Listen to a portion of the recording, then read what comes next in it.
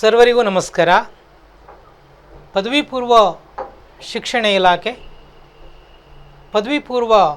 ಶಿಕ್ಷಣ ಇಲಾಖೆ ಉತ್ತರ ಕನ್ನಡ ಕಾರವಾರ ಮಾನ್ಯ ಉಪನಿರ್ದೇಶಕರು, ಅದರಂತೆ ಮಾನ್ಯ ಪ್ರಾಂಶುಪಾಲರ ಸಂಘ ಉತ್ತರ ಕನ್ನಡ, ಪ್ರಾಧ್ಯಾಪಕ ಸಂಘ, ಹೀಗೆ ಇವರೆಲ್ಲರ ಒಂದು ಉತ್ತಮವಾದಂತಹ ಚಿಂತನೆಯ ಮೂಲಕವಾಗಿ ಆತ್ಮೀಯ ವಿದ್ಯಾರ್ಥಿಗಳಿಗೆ ನಾವಿಂದು ಆನ್ಲೈನ್ ಪಾಠಗಳನ್ನು ನೀಡ್ತಾ ಇದ್ದೀವಿ.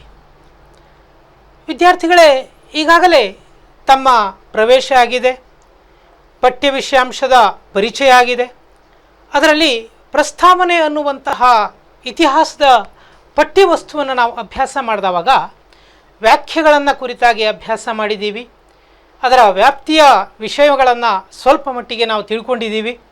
ಅದಲ್ಲದೇ ಈ ಎಲ್ಲ ವಿಷಯಾಂಶಗಳನ್ನು ನಾವು ಅಭ್ಯಾಸ ಮಾಡಿದವಾಗ ಇತಿಹಾಸ ಅನ್ನುವುದು ಅದು ಪೂರ್ಣ ಪ್ರಮಾಣದಲ್ಲಿ ಮಾನವನ ಚಟುವಟಿಕೆಗಳನ್ನು ಒಳಗೊಂಡಂತಹ ಒಂದು ಪ್ರಮುಖವಾದಂಥ ವಿಷಯ ಅನ್ನುವಂಥದ್ದನ್ನು ನಾವು ನಿರಂತರವಾಗಿ ಅಧ್ಯಯನ ಮಾಡ್ತಾ ಹೋಗ್ತಾ ಇದ್ದೀವಿ. ಅಂದರೆ ಗತಕಾಲದಲ್ಲಿ ನಡೆದ ಘಟನೆಗಳ ದಾಖಲೆ ಇತಿಹಾಸ ಅನ್ನುವಂಥ ಒಂದು ವಿಷಯಾಂಶವನ್ನು ಅಭ್ಯಾಸ ಮಾಡಿದರೆ, ತದನಂತರದಲ್ಲಿ ಅನಾಗರಿಕತೆಯಿಂದ ನಾಗರಿಕತೆಯೆಡೆಗೆ ಸಾಗಿ ಬಂದ ಮಾನವನ ಕಥೆ ಇತಿಹಾಸ ಅನ್ನುವಂಥದ್ದನ್ನು ಕೂಡ ತಿಳಿದುಕೊಳ್ತಾ ಇದ್ದೀವಿ. ಈ ವ್ಯಾಖ್ಯೆಗಳನ್ನು ಅಭ್ಯಾಸ ಮಾಡಿದವಾಗ ಇತಿಹಾಸ ಅನ್ನುವುದು ಮನುಕುಲದ ಚಟುವಟಿಕೆಗಳ ಒಂದು ಸಂಪೂರ್ಣವಾದ ಹೂರಣ ಅನ್ನುವಂಥದ್ದನ್ನು ನಾವಿಲ್ಲಿ ಕಂಡುಕೊಳ್ಬೋದು. ಅಥವಾ ಇತಿಹಾಸ ಗತಕಾಲದಲ್ಲಿ ನಡೆದಂತಹ ಘಟನೆಗಳ ದಾಖಲೆ, ಅದರ ವಿಷಯ ವಸ್ತು ಮಾನವ ಮತ್ತು ಮಾನವನ ಸಾಧನೆ ಅನ್ನುವಂಥದ್ದನ್ನು ಕಂಡುಕೊಳ್ಬೋದು. ಕೇವಲ ಸಾಧನೆ ಅಂದ ತಕ್ಷಣದಲ್ಲಿ ಅದು ಗೆಲುವನ್ನೇ ಸಾಧಿಸುತ್ತಾ ಬಂದಿದ್ದಾನೆ ಎಂದು ಅರ್ಥ ಅಲ್ಲ.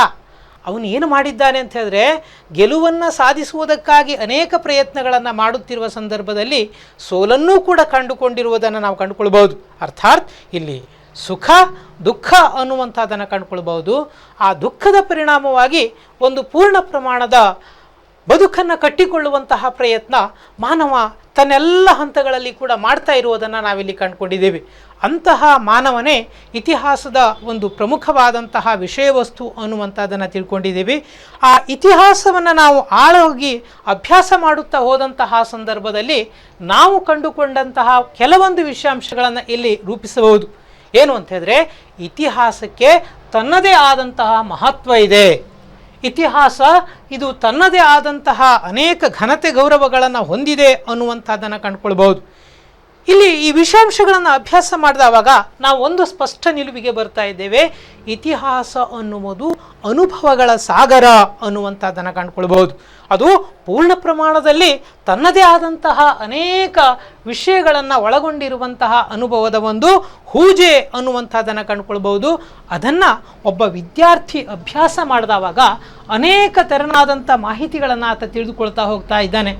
ಆತ ತನ್ನ ಶೈಕ್ಷಣಿಕವಾದಂತಹ ಚಟುವಟಿಕೆಗಳನ್ನು ಅಭ್ಯಾಸ ಮಾಡುತ್ತಿರುವ ಸಂದರ್ಭದಲ್ಲಿ ಇತಿಹಾಸದ ಅಭ್ಯಾಸದಿಂದ ನಾನು ಏನನ್ನು ಪಡೆದುಕೊಳ್ಳಬಲ್ಲೆ, ಅಥವಾ ಅವುಗಳ ಮಹತ್ವವೇನು, ಅಥವಾ ಅವುಗಳ ಉಪಯೋಗವೇನು ಅನ್ನುವಂಥದ್ದನ್ನು ಅಭ್ಯಾಸ ಮಾಡಿದವಾಗ ನಾವು ಅನೇಕ ವಿಷಯಾಂಶಗಳನ್ನು ಇಲ್ಲಿ ಪಠ್ಯಕ್ಕಾಗಿ ಕಂಡುಕೊಳ್ತಾ ಇದ್ದೀವಿ. ಅವುಗಳಲ್ಲಿ ಇತಿಹಾಸವು ಗತಕಾಲದ ಘಟನೆಗಳ ಸ್ಮರಣಿಕೆಯಾಗಿದೆ. ಸಾಮಾನ್ಯವಾಗಿ ಘಟನೆಗಳೇ ಇತಿಹಾಸದ ವಿಷಯ ವಸ್ತು ಅನ್ನುವಂಥದ್ದನ್ನು ನಾವಿಲ್ಲಿ ಕಂಡುಕೊಳ್ತಾ ಇದ್ದೀವಿ. ಒಂದು ಘಟನೆ ಅನ್ನುವಂಥದ್ದನ್ನು ನಾವು ಕಂಡುಕೊಳ್ಬೋದು. ಎರಡನೇದಾಗಿ ಘಟನೆಗೆ ಕಾರಣನಾಗಿದ್ದಂತಹ ವ್ಯಕ್ತಿ ಅನ್ನುವಂಥದ್ದನ್ನು ಕೂಡ ನಾವಿಲ್ಲಿ ಕಂಡುಕೊಳ್ತಾ ಇದ್ದೀವಿ. ಆ ಘಟನೆ ಮತ್ತು ವ್ಯಕ್ತಿ ಎರಡು ಪ್ರಮುಖವಾದಂಥ ವಿಷಯ ವಸ್ತುಗಳಾಗಿ ಈ ಒಂದು ಇತಿಹಾಸದಲ್ಲಿ ನಾವು ಕಂಡುಕೊಳ್ತಾ ಇದ್ದೀವಿ. ಅಂದರೆ ಪ್ರಮುಖವಾಗಿ ಒಬ್ಬ ವ್ಯಕ್ತಿಯಿಂದ ಒಂದು ಚರಿತ್ರೆಯ ನಿರ್ಮಾಣವಾಗುತ್ತದೆ ಅನ್ನುವಂಥದ್ದನ್ನು ಕಂಡುಕೊಳ್ಬಹುದು. ಅಲ್ಲದೆ ಆ ವ್ಯಕ್ತಿಯಿಂದ ನಿರೂಪಿತವಾದಂತಹ ಎಲ್ಲ ಚಟುವಟಿಕೆಗಳು ಕೂಡ ಅನೇಕ ಆಯಾಮಗಳ ವ್ಯವಸ್ಥೆಯಲ್ಲಿ ಅದು ವರ್ತಮಾನಕ್ಕೆ ಮತ್ತು ಭವಿಷ್ಯಕ್ಕೆ ತನ್ನದೇ ಆದಂತಹ ಅನೇಕ ಕೊಡುಗೆಗಳನ್ನು ಇತಿಹಾಸ ನೀಡಿದೆ ಅನ್ನುವಂಥದ್ದನ್ನು ನಾವಿಲ್ಲಿ ಕಂಡುಕೊಳ್ತಾ ಇದ್ದೇವೆ ಮಕ್ಕಳೇ. ಸರ್ವೇಸಾಮಾನ್ಯವಾಗಿ ಇತಿಹಾಸದ ವಿಷಯ ವಸ್ತುವನ್ನು ನಾವು ಅಭ್ಯಾಸ ಮಾಡಿದವಾಗ ಇತಿಹಾಸವು ಗತಕಾಲದ ಘಟನೆಗಳ ಸ್ಮರಣಿಕೆಯಾಗಿದೆ. ಇದನ್ನೇ ನಾವು ಇನ್ನೊಂದು ವ್ಯವಸ್ಥೆಯಲ್ಲಿ ಕಂಡುಕೊಂಡಾಗ ಒಂದು ದೇಶದ ಗತಕಾಲವು ಒಬ್ಬ ವ್ಯಕ್ತಿಯ ಸ್ಮೃತಿ ಇದ್ದಂತೆ. ಒಂದು ದೇಶದ ಗತಕಾಲವು ಒಬ್ಬ ವ್ಯಕ್ತಿಯ ಸ್ಮೃತಿ ಇದ್ದಂತೆ. ಆ ಸ್ಮೃತಿ ಹೋದರೆ ಅದರೊಂದಿಗೆ ಚಿತ್ತಸ್ವಾಸ್ಥ್ಯವು ಹೋಗುತ್ತದೆ. ಚಿತ್ತಸ್ವಾಸ್ಥ್ಯವೂ ಹೋಗುತ್ತದೆ, ಸ್ಮೃತಿ ಹೋದರೆ ಚಿತ್ತಸ್ವಾಸ್ಥ್ಯವೂ ಹೋಗುತ್ತದೆ ಅನ್ನುವಂಥದ್ದನ್ನು ಒಬ್ಬ ಇತಿಹಾಸಕಾರನಾಗಿದ್ದಂಥ ವಿಲ್ ಡ್ಯುರೆಂಟ್ ಆತ ತನ್ನ ಉಲ್ಲೇಖವನ್ನು ಮಾಡ್ತಾನೆ. ವಿಲ್ ಡ್ಯುರೆಂಟ್ ಏನು ಹೇಳ್ತಾನೆ ಆತ? ಒಂದು ದೇಶದ ಗತಕಾಲವು ಸ್ಮೃತಿ ಇದ್ದಂತೆ, ಸ್ಮೃತಿ ಹೋದರೆ ಚಿತ್ತಸ್ವಾಸ್ಥ್ಯವು ಹೋದಂತೆ ಅನ್ನುವಂಥದ್ದನ್ನು ಆತ ಹೇಳ್ತಾನೆ. ಅಂದರೆ ಪ್ರತಿಯೊಬ್ಬ ವ್ಯಕ್ತಿಗೂ ಕೂಡ ತನ್ನ ದೇಶದ ಮತ್ತು ಸಂಸ್ಕೃತಿಯ ಐತಿಹಾಸಿಕ ಜ್ಞಾನ ಇರಬೇಕು ಅನ್ನುವಂಥದ್ದನ್ನು ಆತ ತನ್ನ ಒಂದು ವಿಚಾರವಾದದಲ್ಲಿ ಮಂಡಿಸಿರುವುದನ್ನು ನಾವಿಲ್ಲಿ ಕಂಡುಕೊಳ್ತಾ ಇದ್ದೀವಿ. ಇನ್ನೊಂದು ವಿಶೇಷತೆಯನ್ನು ನಾವಿಲ್ಲಿ ಕಂಡುಕೊಂಡಾಗ ಆತ ಪರಿಸರದೊಂದಿಗೆ ತನ್ನನ್ನು ಹೊಂದಿಕೊಳ್ಳುವಂತಹ ವ್ಯವಸ್ಥೆ, ಪರಿಸರದಿಂದ ತಾನು ಪಡೆದುಕೊಂಡಂತಹ ವ್ಯವಸ್ಥೆ ಎರಡೂ ಕೂಡ ಆತ ಹೊಸ ಚಟುವಟಿಕೆಯತ್ತ ಹೋಗುವುದಕ್ಕೆ ಕಾರಣೀಕರ್ತನಾಗ್ತಾನೆ ಅನ್ನುವಂಥದ್ದನ್ನು ನಾವಿಲ್ಲಿ ಕಂಡುಕೊಳ್ಬಹುದು.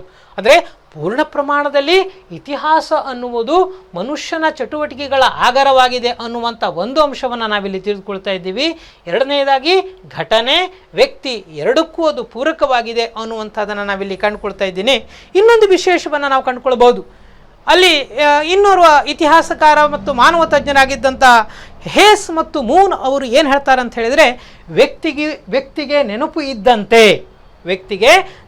ಇದ್ದಂತೆ ಮನುಕುಲಕ್ಕೆ ಇತಿಹಾಸ ಅನ್ನುವಂಥದ್ದನ್ನು ಆತ ಹೇಳ್ತಾನೆ. ವ್ಯಕ್ತಿಗೆ ನೆನಪು ಇದ್ದಂತೆ ಮನುಕುಲಕ್ಕೆ ಇತಿಹಾಸ.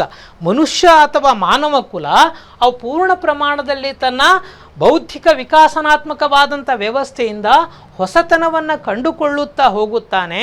ಹೋದಂತಹ ಸಂದರ್ಭದಲ್ಲಿ ಗತವನ್ನು ಆತ ಮರೆಯದಿರುವಂತೆ ಎಚ್ಚರಿಕೆಯನ್ನು ವಹಿಸಬೇಕು ಅನ್ನುವುದು ಕೂಡ ಇದರ ಅರ್ಥ ಅನ್ನುವಂಥದ್ದನ್ನು ನಾವಿಲ್ಲಿ ಕಂಡುಕೊಳ್ಬಹುದು. ಮನುಕುಲ ಪೂರ್ಣ ಪ್ರಮಾಣದಲ್ಲಿ ಈ ಇತಿಹಾಸವನ್ನು ಆಧರಿಸಿಯೇ ತನ್ನನ್ನು ತಾನು ಕಾಪಾಡಿಕೊಂಡು ಬರುತ್ತದೆ ಅನ್ನುವಂಥದ್ದನ್ನು ನಾವಿಲ್ಲಿ ಕಂಡುಕೊಳ್ಬಹುದು. ಇದು ಇತಿಹಾಸ ಅಧ್ಯಯನದ ಮೊದಲನೇ ಮಹತ್ವ ಅನ್ನುವುದನ್ನು ಕಂಡುಕೊಳ್ಬಹುದು. ಇನ್ನು ಎರಡನೇದಾಗಿ ಇತಿಹಾಸವು ಧಾರ್ಮಿಕ ಸಹಿಷ್ಣುತೆಯನ್ನು ಬೋಧಿಸುತ್ತದೆ.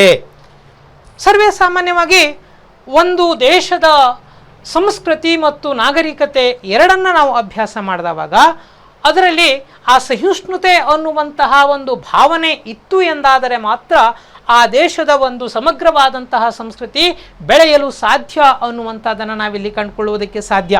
ಅಂದರೆ ಸಹಿಷ್ಣುತೆಯ ವ್ಯವಸ್ಥೆಯ ವಿರುದ್ಧವಾದಂಥ ಅಸಹಿಷ್ಣುತೆಯ ಒಂದು ವ್ಯವಸ್ಥೆಗೆ ನಾವು ಕೈ ಹಾಕಿದ್ದೇ ಆದಲ್ಲಿ ಸಮಾಜದಲ್ಲಿ ಪ್ರಗತಿಯೂ ಸಾಧ್ಯವಿಲ್ಲ, ಸಮಾಜದಲ್ಲಿ ಸೌಹಾರ್ದಯುತವೂ ಕೂಡ ಸಾಧ್ಯವಿಲ್ಲ.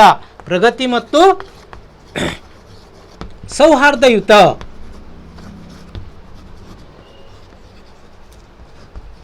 ಈ ಎರಡು ಅಂಶಗಳು ಕೂಡ ಬೆಳವಣಿಗೆಯಾಗುವುದಕ್ಕೆ ಸಾಧ್ಯವಿಲ್ಲ ಅನ್ನುವಂಥದ್ದನ್ನು ನಾವಿಲ್ಲಿ ಕಂಡುಕೊಳ್ತಾ ಇದ್ದೀವಿ. ಸರ್ವೇ ಸಾಮಾನ್ಯವಾಗಿ ಮಾನವ ತನ್ನನ್ನು ತಾನು ಬೆಳೆಯುತ್ತಾ ಅಥವಾ ತನ್ನತನವನ್ನು ಹೊಂದಿಸಿಕೊಳ್ಳುತ್ತಾ ಹೊಸದಾದಂಥ ವಿಚಾರವಾದಗಳನ್ನು ಸಮಾಜಕ್ಕೆ ಅಥವಾ ಜಗತ್ತಿಗೆ ನೀಡಿದ ಅನ್ನುವಂಥದ್ದನ್ನು ನಾವಿಲ್ಲಿ ಕಂಡುಕೊಳ್ತಾ ಇದ್ದೀವಿ. ಅಂತಹ ಒಂದು ಮಹಾನ್ ವ್ಯಕ್ತಿಗಳನ್ನು ನಾವು ಅವಲೋಕನ ಮಾಡಿದವಾಗ ಯೇಸು ಕ್ರಿಸ್ತನಾಗಿರಬಹುದು, ಅದರಂತೆ ಕಬೀರರು, ನಂತರದಲ್ಲಿ ಗುರುನಾನಕ್, ಸೂಫಿ ಸಂತರು, ರಾಮಕೃಷ್ಣ ಪರಮಹಂಸರು, ಬಸವೇಶ್ವರ, ಇವರೆಲ್ಲರೂ ಕೂಡ ಕೊಟ್ಟಂತಹ ಉಡುಗೊರೆ ಏನು ಅಂತ ಹೇಳಿದ್ರೆ ಮನುಷ್ಯನ ಅಂತರಾಳದಲ್ಲಿ ಉದಾತ್ತವಾದಂತಹ ಧ್ಯೇಯಗಳನ್ನು ಕೊಟ್ಟಿದ್ದಾರೆ. ಮನುಷ್ಯನ ಅಂತರಾಳದಲ್ಲಿ ಉದಾತ್ತವಾದಂತಹ ಧ್ಯೇಯಗಳನ್ನು ಕೊಟ್ಟಿದ್ದಾರೆ. ಆ ಉದಾತ್ತವಾದಂತಹ ಚಿಂತನೆ ಏನು ಅಂತ ಹೇಳಿದರೆ ಸಮಾಜದ ವ್ಯವಸ್ಥೆಯಲ್ಲಿ ತನ್ನ ಜವಾಬ್ದಾರಿ ಏನು, ಸಾಮಾಜಿಕ ವ್ಯವಸ್ಥೆಯನ್ನು ನಾನು ಯಾವ ರೀತಿಯಲ್ಲಿ ರಕ್ಷಣೆ ಮಾಡಿಕೊಳ್ಳಬೇಕು ಅಥವಾ ಮನುಕುಲವನ್ನು ರಕ್ಷಣೆ ಮಾಡಿಕೊಳ್ಳುವಂತಹ ಒಂದು ಜವಾಬ್ದಾರಿ ಏನು ಅನ್ನುವಂತಹ ಒಂದು ವ್ಯವಸ್ಥೆಯನ್ನು ಅವರು ಉಲ್ಲೇಖ ಮಾಡಿರುವುದನ್ನು ನಾವು ಕಂಡುಕೊಳ್ಬೋದು. ಅಂದರೆ ಮನುಷ್ಯನ ಅಂತರಾಳದಲ್ಲಿ ಒಂದು ಸಮಗ್ರವಾದಂತಹ ಪ್ರೀತಿ ವಾತ್ಸಲ್ಯದ ಬೀಜವನ್ನು ಬಿತ್ತುವಂಥ ಮಹಾಪ್ರಯತ್ನವನ್ನು ಇವರು ಮಾಡಿರೋದನ್ನು ನಾವಿಲ್ಲಿ ಕಂಡುಕೊಳ್ತಾ ಇದ್ದೀವಿ. ಉದಾಹರಣೆಗಾಗಿ ರಾಮಕೃಷ್ಣ ಪರಮಹಂಸರು ದೇವರ ಕುರಿತಾಗಿ ಮತ್ತು ಮನುಷ್ಯನ ಸ್ವಭಾವದ ಕುರಿತಾಗಿ ತನ್ನದೇ ಆದಂತಹ ನಿಲುವುಗಳನ್ನು ನೀಡಿದ್ದಾರೆ ಅನ್ನುವುದನ್ನು ಕಂಡುಕೊಳ್ಬೋದು. ಯೇಸು ಕ್ರಿಸ್ತನಂತೂ ಇಡೀ ಮನುಕುಲಕ್ಕೆ ಶಾಂತಿಯನ್ನು, ಪ್ರೀತಿಯನ್ನು ಮುಂತಾದಂಥ ಅನೇಕ ಧ್ಯೇಯಾತ್ಮಕವಾದಂತಹ ಚಿಂತನೆಗಳನ್ನು ನೀಡಿದಂತಹ ಒಬ್ಬ ಶ್ರೇಷ್ಠ ಮಾನವತಾವಾದಿ ಅನ್ನುವಂಥದ್ದನ್ನು ನಾವಿಲ್ಲಿ ತಿಳಿದುಕೊಳ್ಬೋದು. ಇನ್ನು ವಿಶೇಷವಾಗಿ ಆ ಸಮಗ್ರತೆಯ ತತ್ವವನ್ನು ನಾವಿಲ್ಲಿ ಅಭ್ಯಾಸ ಮಾಡಿದವಾಗ ಇತಿಹಾಸವು ಒಂದು ಸಮಗ್ರವಾದಂಥ ಅನುಭವಗಳ ಸಾರ. ಅದು ತತ್ವವನ್ನು, ಸತ್ವವನ್ನು, ಸಮಗ್ರವಾದಂತಹ ಮಾರ್ಗದರ್ಶನವನ್ನು ನೀಡುತ್ತದೆ ಅನ್ನುವಂಥದ್ದನ್ನು ನಾವು ಇಲ್ಲಿ ತಿಳಿದುಕೊಳ್ಳುವುದಕ್ಕೆ ಸಾಧ್ಯ. ಕಾರಣ ಆ ಧರ್ಮದ ಸಹಿಷ್ಣುತೆ ಅನ್ನುವಂತಹ ಒಂದು ವ್ಯವಸ್ಥೆಯಲ್ಲಿ ಇನ್ನೂ ಒಂದು ವಿಶೇಷತೆಯನ್ನು ಕಂಡುಕೊಳ್ಬೋದು. ಧಾರೆ ಇತಿ ಧರ್ಮ, ಧರಿಸಿಕೊಳ್ಳುವುದು, ಅಳವಡಿಸಿಕೊಳ್ಳುವುದು, ಹಿರಿಯರ ಚಿಂತನೆಯನ್ನು ಅಳವಡಿಸಿಕೊಳ್ಳುವುದು ಎಂದು ಅರ್ಥವನ್ನು ಕೊಡುತ್ತದೆ ಅನ್ನುವುದನ್ನು ಕಂಡುಕೊಳ್ಬೋದು.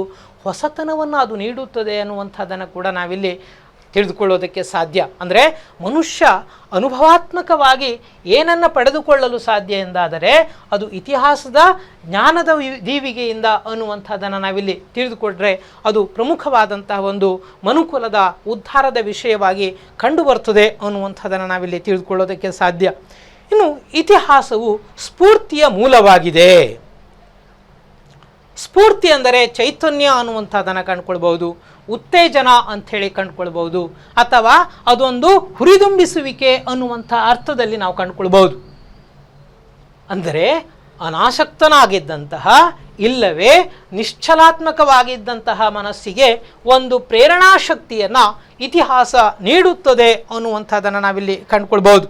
ಅಂದರೆ ಆ ಸ್ಫೂರ್ತಿಯ ಸೆಲೆಯನ್ನು ಅಭ್ಯಾಸ ಮಾಡಿದವಾಗ ಏನಿದೆ ಅನ್ನುವಂಥದ್ದನ್ನು ನಾವಿಲ್ಲಿ ಕಂಡುಕೊಳ್ಳುತ್ತಾ ಹೋಗುವಂತಹ ಪ್ರಯತ್ನ ಮಾಡಿದವಾಗ ಅಲ್ಲಿ ಮಹಾಚೇತಕರ ಚಿಂತನೆ ಇರುವುದನ್ನು ನಾವಿಲ್ಲಿ ಕಂಡುಕೊಳ್ಬಹುದು. ಪುನಃ ನಾನು ಯೇಸು ಕ್ರಿಸ್ತನ ಉದಾಹರಣೆಯನ್ನು ಇಲ್ಲಿ ತೆಗೆದುಕೊಳ್ತಾ ಇದ್ದೇನೆ. ಅದರಂತೆ ಆಚಾರ್ಯತ್ರಯರಾದಂತಹ ಶಂಕರಾಚಾರ್ಯರು, ಆನಂತರದಲ್ಲಿ ಮಧ್ವಾಚಾರ್ಯರು, ಶ್ರೀರಾಮಾನುಜಾಚಾರ್ಯರ ಚಿಂತನೆಗಳನ್ನು ನಾವಿಲ್ಲಿ ಕಂಡುಕೊಳ್ಬಹುದು. ಅದರಂತೆ ಆಧುನಿಕ ಯುಗವನ್ನು ನಾವು ಅಭ್ಯಾಸ ಮಾಡಿದವಾಗ ಅಲ್ಲಿ ಸ್ವಾಮಿ ವಿವೇಕಾನಂದರು, ಅಬ್ರಹಾಂ ಲಿಂಕನ್, ಮದರ್ ತೆರೇಸಾರ ಆದರ್ಶಗಳನ್ನು ನಾವಿಲ್ಲಿ ತಿಳಿದುಕೊಳ್ತಾ ಇದ್ದೀವಿ. ಇವರಿಂದ ನಾವು ಏನನ್ನು ತಿಳಿಯೋದಕ್ಕೆ ಸಾಧ್ಯ ಅಥವಾ ಕಲಿಯೋದಕ್ಕೆ ಸಾಧ್ಯ ಅಂತ ಹೇಳಿದರೆ ಇವರ ಜೀವನ ಚರಿತ್ರೆ ಮತ್ತು ತತ್ವ ಸಂದೇಶಗಳು. ಇವರ ಜೀವನ ಚರಿತ್ರೆ ಮತ್ತು ತತ್ವ ಸಂದೇಶ ಹೊಸತನವನ್ನು ನೀಡಿರುವುದನ್ನು ನಾವಿಲ್ಲಿ ಕಂಡುಕೊಳ್ಬಹುದು. ಅಂದರೆ ಮನುಕುಲಕ್ಕೆ ಸೇವೆಯನ್ನು ಮಾಡುವುದರ ಮೂಲಕವಾಗಿ ಅನೇಕ ತತ್ವಗಳನ್ನು ಕೃತಿಕಾರ್ಯಗಳ ಮೂಲಕವಾಗಿ ಕೊಟ್ಟಿರುವಂಥ ಮಹನೀಯರನ್ನು ನಾವು ಕಂಡುಕೊಳ್ಬಹುದು. ಉದಾಹರಣೆಗಾಗಿ ಯೇಸುವನ್ನು ಉದಾಹರಣೆ ಕೊಡ್ತಾ ಇದ್ದೀವಿ, ಅದರಂತೆ ಮದರ್ ತೆರೇಸಾರನ್ನು ಉದಾಹರಣೆ ಕೊಡ್ತಾ ಇದ್ದೀವಿ ಅನ್ನೋದನ್ನು ಕಂಡುಕೊಳ್ಬಹುದು. ಇನ್ನು ಇಡೀ ಮನುಕುಲಕ್ಕೆ ತನ್ನದೇ ಆದಂತಹ ಇನ್ನೊಂದು ಕೊಡುಗೆಯನ್ನು ಕೊಟ್ಟವರಲ್ಲಿ ಸ್ವಾಮಿ ವಿವೇಕಾನಂದರು ಅನ್ನುವುದನ್ನು ಕಂಡುಕೊಳ್ಬಹುದು. ಸಾಮಾಜಿಕ ಸಮಾನತೆ ಕುರಿತಾದಂತಹ ಚಿಂತನೆಯನ್ನು ನೀಡಿದ್ದಾರೆ. ಬಡತನ ಮತ್ತು ದಾರಿದ್ರ್ಯವನ್ನು ಹೋಗಲಾಡಿಸುವುದಕ್ಕೆ ತನ್ನ ಜ್ಞಾನ ಮತ್ತು ಧ್ಯಾನ ಎರಡನ್ನು ಕೊಟ್ಟಿರುವುದನ್ನು ನಾವಿಲ್ಲಿ ಕಂಡುಕೊಳ್ಬಹುದು. ಜನಾಂಗೀಯ ಸಂಘರ್ಷದಿಂದ ಮನುಕುಲವನ್ನು ಕಾಪಾಡುವಂತಹ ಮಹಾಪ್ರಯತ್ನಕ್ಕೆ ಅಬ್ರಹಾಂ ಲಿಂಕನ್ ತನ್ನದೇ ಆದಂತಹ ತತ್ವಾದರ್ಶಗಳನ್ನು ಕೊಟ್ಟಿರುವುದನ್ನು ನಾವಿಲ್ಲಿ ಕಂಡುಕೊಳ್ತಾ ಇದ್ದೀವಿ. ಹೀಗೆ ಪ್ರತಿಯೊಂದು ಆ ಸಮಗ್ರತೆಯ ವ್ಯವಸ್ಥೆಯ ಆಚೆಗೆ ಅನೇಕ ತೆರನಾದಂತಹ ಈ ಒಂದು ದಾರ್ಶನಿಕ ತತ್ವಚಿಂತನೆಗಳಿರುವುದನ್ನು ನಾವಿಲ್ಲಿ ಕಂಡುಕೊಳ್ಳೋದಕ್ಕೆ ಸಾಧ್ಯ ಅನ್ನುವಂಥದ್ದನ್ನು ನಾವಿಲ್ಲಿ ಕಂಡುಕೊಳ್ಬಹುದು. ಇದನ್ನು ಇನ್ನೊಂದು ರೀತಿಯಲ್ಲೂ ಕೂಡ ನಾವು ಕಂಡುಕೊಳ್ತಾ ಇದ್ದೀವಿ. ಮಹಾಪುರುಷರು ಇಂದಿಲ್ಲ, ಆದರೆ ನಮ್ಮೊಂದಿಗೆ ಪ್ರಪಂಚದ ಇತಿಹಾಸವಿದೆ. ಮಹಾಪುರುಷರ ಆತ್ಮಚರಿತ್ರೆಗಳಿವೆ ನಮ್ಮೊಂದಿಗೆ. ಯಾವ್ಯಾವ್ದಿದೆ? ಇಲ್ಲಿ ಆ ಜಗತ್ತಿನ ಇತಿಹಾಸ ಇದೆ, ಆನಂತರದಲ್ಲಿ ಒಂದು ಮಹಾನ್ ಪುರುಷರ ಆತ್ಮಚರಿತ್ರೆಗಳು ನಮ್ಮೊಂದಿಗೆ ಇಂದು ಇವೆ ಎನ್ನುವುದನ್ನು ಇಲ್ಲಿ ಥಾಮಸ್ ಕಾರ್ಲೆ ಅವರು ಉಲ್ಲೇಖ ಮಾಡಿರೋದನ್ನು ಕಂಡುಕೊಳ್ಬಹುದು. ಆ ಆತ್ಮಚರಿತ್ರೆಯ ಮೂಲಕವಾಗಿ ತತ್ವವನ್ನು ವಿದ್ಯಾರ್ಥಿಗಳಾದ ನಾವು ಪಡೆದುಕೊಳ್ಳೋದಕ್ಕೆ ಸಾಧ್ಯ. ಮಕ್ಕಳೇ, ಈ ಪೂರ್ಣ ಪ್ರಮಾಣದ ಜ್ಞಾನದ ಚಿಂತನೆಯನ್ನು ನಾವು ಅಭ್ಯಾಸ ಮಾಡ್ತಾ ಹೋದವಾಗ ಹೊಸತನದ ಒಂದು ಬೆಳಕನ್ನು ಕಾಣುವುದಕ್ಕೆ ಸಾಧ್ಯ. ಅಂದರೆ ಗತಕಾಲದ ವಿಚಾರವಾದ ಅದು ವರ್ತಮಾನಕ್ಕೆ ಹಾದಿಯನ್ನು ಕೊಡುವಂತಹ ಪ್ರಯತ್ನ ಮಾಡುತ್ತಾ ಇರುತ್ತದೆ.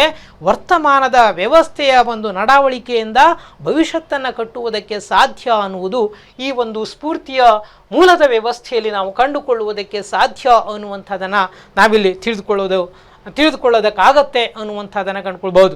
ಅಂದರೆ ಸಮಗ್ರತೆಯ ಚಿಂತನೆಯನ್ನು ನಾವು ಕಂಡುಕೊಳ್ಬಹುದು, ಮನುಕುಲದ ಸಂಬಂಧವನ್ನು ಕಂಡುಕೊಳ್ಬಹುದು, ಮನುಕುಲಕ್ಕೆ ಅಗತ್ಯವಾದಂತಹ ಅಥವಾ ಅಗತ್ಯವಾಗಿ ಇರಬೇಕಾದಂತಹ ಸಮಗ್ರತೆಯ ತತ್ವವನ್ನು ಇಲ್ಲಿ ಕಂಡುಕೊಳ್ಳುವುದಕ್ಕೆ ಸಾಧ್ಯ ಅನ್ನುವಂಥದ್ದನ್ನು ನಾವು ಇಲ್ಲಿ ಪೂರ್ಣ ಪ್ರಮಾಣದಲ್ಲಿ ಕಾಣುವುದಕ್ಕೆ ಸಾಧ್ಯ.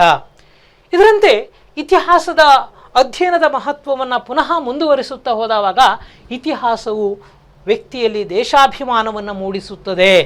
ಅರ್ಥಾತ್ ಒಬ್ಬ ವಿದ್ಯಾರ್ಥಿಗಾಗಿರಬಹುದು, ಇಲ್ಲವೇ ಒಂದು ಸಮೂಹಕ್ಕಾಗಿರಬಹುದು ಅಥವಾ ಸಮಗ್ರವಾದಂತಹ ದೇಶದ ವಾಸಿಗಳಿಗೆ ಅಥವಾ ಪ್ರಜೆಗಳಿಗೆ ದೇಶಾಭಿಮಾನವನ್ನು ಮೂಡಿಸುವ ಎಲ್ಲ ಸಮಗ್ರವಾದಂತಹ ಒಂದು ಮಾಹಿತಿಯ ಜ್ಞಾನ ಅದು ಇತಿಹಾಸ ಅನ್ನುವಂತಹ ಒಂದು ಹೊತ್ತಿಗೆ ಅನ್ನುವಂಥದ್ದನ್ನು ಕಂಡುಕೊಳ್ಬೋದು. ಇಲ್ಲಿ ಹೊತ್ತಿಗೆ ಅಂದರೆ ಪುಸ್ತಕ ಎಂದು ಅರ್ಥ ಅಥವಾ ಜ್ಞಾನ ಭಂಡಾರ ಅಂಥೇಳಿಯೂ ಕೂಡ ಅರ್ಥ ಅನ್ನುವಂಥದ್ದನ್ನು ನಾವಿಲ್ಲಿ ಕಂಡುಕೊಳ್ಬೋದು. ಅಂದರೆ ಸರ್ವೇ ಸಾಮಾನ್ಯವಾಗಿ ಈ ದೇಶಾಭಿಮಾನವನ್ನು ಮೂಡಿಸುವಂತಹ ಪ್ರಯತ್ನ ಇತಿಹಾಸ ಮಾಡುತ್ತಾ ಇದೆ ಅಂದಾದರೆ ಆ ಇತಿಹಾಸದ ವಿಷಯ ವಸ್ತುಗಳು ಏನು ಅನ್ನುವುದನ್ನು ನಾವಿಲ್ಲಿ ಕಂಡುಕೊಂಡಾಗ ಅದರಲ್ಲಿ ಏನಿದೆ ಅಂತ ಹೇಳಿದರೆ ಸಂಸ್ಕೃತಿ ಇದೆ, ಕಲೆ ಇದೆ, ಸಾಹಿತ್ಯ ಇದೆ, ಸಾಧಕನ ಚಿಂತನೆಗಳಿವೆ, ತತ್ವಜ್ಞಾನ ಇದೆ. ಈ ಎಲ್ಲ ವಿಷಯಾಂಶಗಳನ್ನು ನಾವು ಅಭ್ಯಾಸ ಮಾಡಿದವಾಗ ಹೊಸತರನಾದಂತಹ ಒಂದು ಜ್ಞಾನ ನಮ್ಮೊಂದಿಗೆ ಅದು ಕಂಡು ಬರುತ್ತದೆ ಅನ್ನುವುದನ್ನು ನಾವು ಕಂಡುಕೊಳ್ಳೋದಕ್ಕೆ ಸಾಧ್ಯ. ಅಥವಾ ವಿದ್ಯಾರ್ಥಿಗಳಾದ ನಾವು ನಮ್ಮ ದೇಶದ ಮೇಲೆ ಇಟ್ಟಿರುವಂತಹ ಪ್ರೀತಿ ಗೌರವಗಳು ಇನ್ನೂ ಹೆಚ್ಚಾಗುವುದಕ್ಕೆ ಅಥವಾ ಅವುಗಳು ಅಭಿವ್ಯಕ್ತಿಪಡಿಸುವುದಕ್ಕೆ ಇತಿಹಾಸ ನಮಗೆ ಸೆಲೆ ಅನ್ನುವಂಥದ್ದನ್ನು ನಾವಿಲ್ಲಿ ಕಂಡುಕೊಳ್ತಾ ಇದ್ದೀವಿ. ಉದಾಹರಣೆಗಾಗಿ ನಮ್ಮ ದೇಶದ ಸ್ವತಂತ್ರ ಹೋರಾಟಗಾರರು ಅಥವಾ ನಮ್ಮ ದೇಶದ ಸಂಸ್ಕೃತಿಯನ್ನು ಕಾಪಾಡಿದಂಥ ಮಹಾನ್ ವೀರರು ಅಥವಾ ನಮ್ಮ ದೇಶದ ಸಮಗ್ರವಾದಂತಹ ಸಾಮಾಜಿಕ ಅಭಿವೃದ್ಧಿಗೆ ಪ್ರೇರಣೆಯನ್ನು ನೀಡಿದಂತಹ ಮಹಾಪುರುಷರ ಜೀವನ ಚರಿತ್ರೆಗಳನ್ನು ಅಭ್ಯಾಸ ಮಾಡಿದವಾಗ ಆ ವಿದ್ಯಾರ್ಥಿಗಳಲ್ಲಿ ಅದು ಸಾಮಾನ್ಯವಾಗಿ ಬರುವಂಥ ಒಂದು ಮಹತ್ವಪೂರ್ಣವಾದಂಥ ವಿಷಯಾಂಶ ಯಾವುದು ಅಂತ ಹೇಳಿದರೆ ಅದು ದೇಶಾಭಿಮಾನ ಅನ್ನುವಂಥದ್ದನ್ನು ನಾವಿಲ್ಲಿ ತಿಳಿದುಕೊಳ್ಳೋದಕ್ಕೆ ಸಾಧ್ಯ ಅನ್ನುವುದನ್ನು ನಾವಿಲ್ಲಿ ಕಂಡುಕೊಳ್ತಾ ಇದ್ದೀವಿ. ಉದಾಹರಣೆಗಾಗಿ 17ನೇ ಶತಮಾನದಿಂದ 19ನೇ ಶತಮಾನದ ಅವಧಿಯಲ್ಲಿ 17ರಿಂದ 19ನೇ ಶತಮಾನದ ಅವಧಿಯಲ್ಲಿ ನಮ್ಮ ರಾಷ್ಟ್ರದ ಸ್ವತಂತ್ರ ಹೋರಾಟದ ಒಂದು ಮಹತ್ತರವಾದಂಥ ಘಟ್ಟ ಅದು ಅನ್ನುವುದನ್ನು ನಾವು ಕಂಡುಕೊಳ್ತಾ ಇದ್ದೀವಿ. ಅನೇಕ ಸಂಶೋಧನೆಗಳ ಒಂದು ವ್ಯವಸ್ಥೆ ಅಲ್ಲಿ ಕಂಡು ಬಂದಿತು ಅನ್ನುವಂಥದ್ದನ್ನು ಕಂಡುಕೊಳ್ಬೋದು.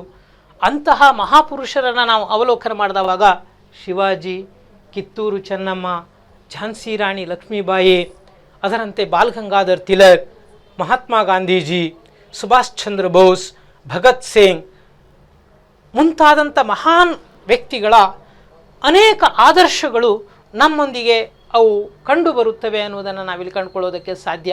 ಅಥವಾ ಅವರ ಆ ಸಮಗ್ರವಾದಂತಹ ಪ್ರೇರಣಾತ್ಮಕವಾದಂತಹ ಕಾರ್ಯ ಅದು ವ್ಯಕ್ತಿಯೊಬ್ಬನಲ್ಲಿ ಅಥವಾ ವಿದ್ಯಾರ್ಥಿಯೊಬ್ಬನಲ್ಲಿ ಅಥವಾ ಸಮಾಜದ ಸಮಗ್ರವಾದಂಥ ಸಮೂಹದಲ್ಲಿ ಅಭಿಮಾನ ಅನ್ನುವಂಥದ್ದನ್ನು ಅಭಿವ್ಯಕ್ತಿಪಡಿಸ್ತಾ ಇದೆ. ರಾಷ್ಟ್ರಕ್ಕಾಗಿ ನನ್ನ ಜವಾಬ್ದಾರಿ ಏನು, ಸಮಾಜಕ್ಕಾಗಿ ನನ್ನ ಜವಾಬ್ದಾರಿ ಏನು, ಸಂಸ್ಕೃತಿಯನ್ನು ಕಾಪಾಡುವುದಕ್ಕಾಗಿ ನನ್ನ ಜವಾಬ್ದಾರಿ ಏನು ಅನ್ನುವುದನ್ನು ಇತಿಹಾಸ ತಿಳಿಯಪಡಿಸುತ್ತದೆ ಅನ್ನುವುದನ್ನು ನಾವಿಲ್ಲಿ ಕಂಡುಕೊಳ್ತಾ ಇದ್ದೀವಿ.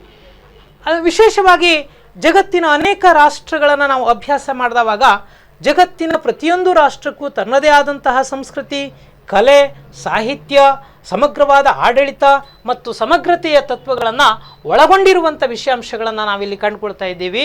ಅವುಗಳನ್ನು ಪ್ರತಿಯೊಬ್ಬ ಪ್ರಜೆಯು ಓದಿದವಾಗ ಅಥವಾ ವಿದ್ಯಾರ್ಥಿ ಓದಿದವಾಗ ಆ ವ್ಯಕ್ತಿಯಲ್ಲಿ ದೇಶಾಭಿಮಾನ ಇತಿಹಾಸದ ಮೂಲಕವಾಗಿ ಅದು ಹರಿದು ಬರಲು ಸಾಧ್ಯ ಅನ್ನುವಂಥದ್ದನ್ನು ನಾವಿಲ್ಲಿ ತಿಳಿದುಕೊಳ್ತಾ ಇದ್ದೀವಿ.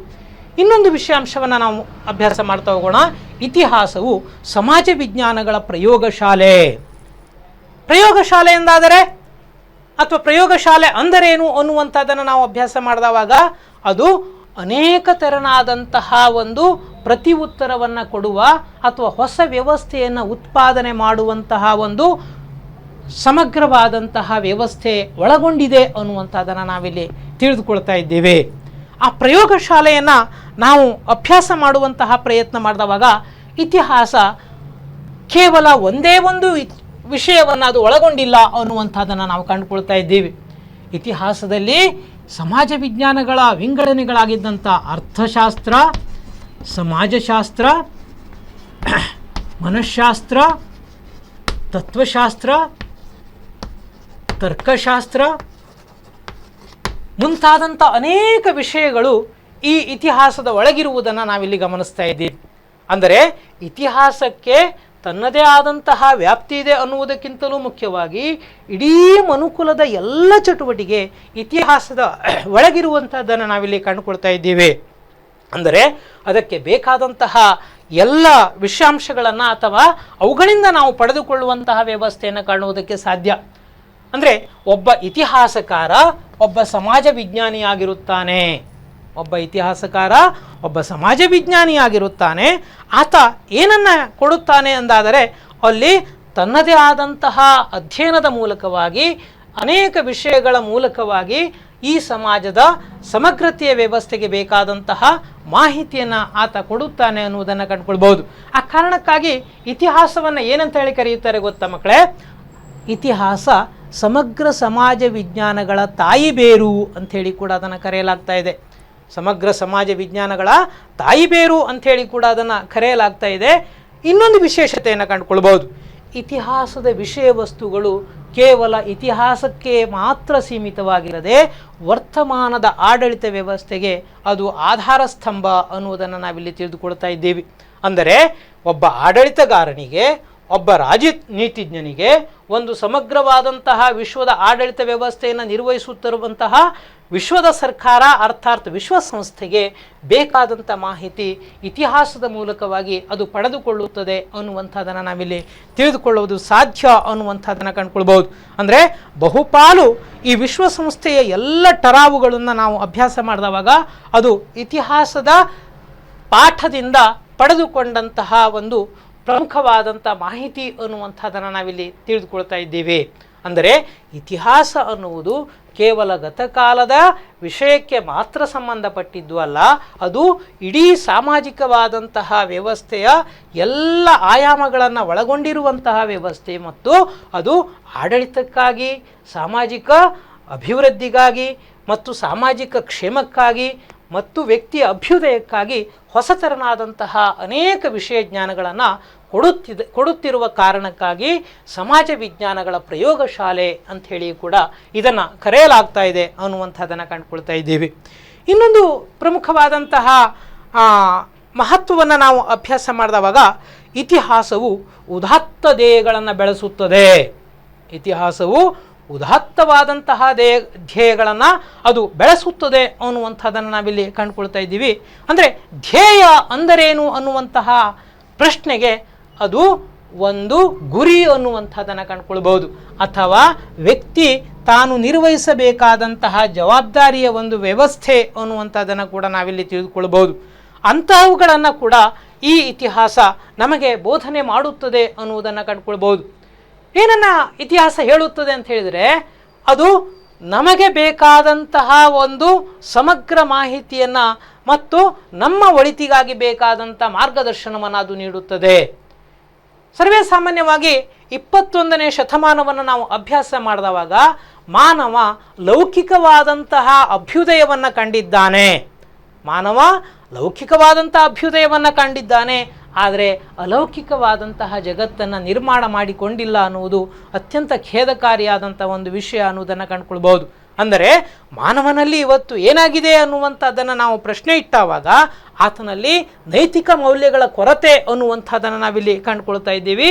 ಆ ನಂತರದಲ್ಲಿ ನೀತಿಗಳು ಆತನಿಂದ ಕುಸಿಯುತ್ತಾ ಇದೆ ಅನ್ನುವಂಥದ್ದನ್ನು ಕೂಡ ನಾವಿಲ್ಲಿ ತಿಳಿದುಕೊಳ್ತಾ ಇದ್ದೀವಿ. ಅಂತಹ ಒಂದು ದುರಂತ ಸಂದರ್ಭದಲ್ಲಿ ಅವುಗಳನ್ನು ಕಾಪಾಡುವಂತಹ ಒಂದು ಮಹತ್ತರ ಕಾರ್ಯ ಇತಿಹಾಸದ ಮೂಲಕವಾಗಿ ನಾವು ಪಡೆದುಕೊಳ್ಳಲು ಸಾಧ್ಯ ಅನ್ನುವಂಥದ್ದನ್ನು ನಾವಿಲ್ಲಿ ಕಂಡುಕೊಳ್ಳುವುದಕ್ಕೆ ಅನೇಕ ತೆರನಾದಂಥ ವಿಷಯಾಂಶಗಳನ್ನು ಈ ಮೂಲಕವಾಗಿ ನಾವು ಪಡೆದುಕೊಳ್ತಾ ಹೋಗ್ತಾ ಇದ್ದೀವಿ.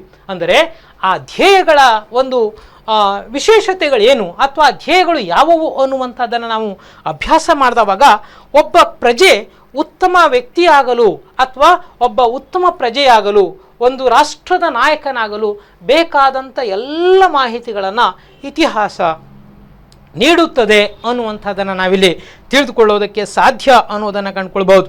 ಸ್ವಾತಂತ್ರ್ಯ, ಸಮಾನತೆ, ಸಹೋದರತ್ವ, ಆನಂತರದಲ್ಲಿ ಸತ್ಯಸಂಧತೆ, ನೀತಿ, ಅಹಿಂಸೆ, ಆನಂತರದಲ್ಲಿ ಸಮಗ್ರವಾದಂತಹ ಸೇವೆ, ಪ್ರೀತಿ, ಕ್ಷಮಾಗುಣ, ದಯೆ, ಈ ಎಲ್ಲ ಪ್ರಮುಖವಾದಂತಹ ಅಂಶಗಳನ್ನು ಇತಿಹಾಸ ನಮಗೆ ಬೋಧಿಸುತ್ತದೆ ಅನ್ನುವುದನ್ನು ನಾವಿಲ್ಲಿ ಕಂಡುಕೊಳ್ಬಹುದು. ಅಂದರೆ ಇತಿಹಾಸ ತತ್ವಗಳ ಒಂದು ಕಣಜ ಅಂತ ಹೇಳ್ಬೋದು. ಇತಿಹಾಸ ತರ್ಕಗಳ ಒಂದು ವಿಷಯದ ಜ್ಞಾನಸಾಗರ ಅಂಥೇಳಿ ಕಂಡುಕೊಳ್ಳುವುದಕ್ಕೆ ಸಾಧ್ಯ.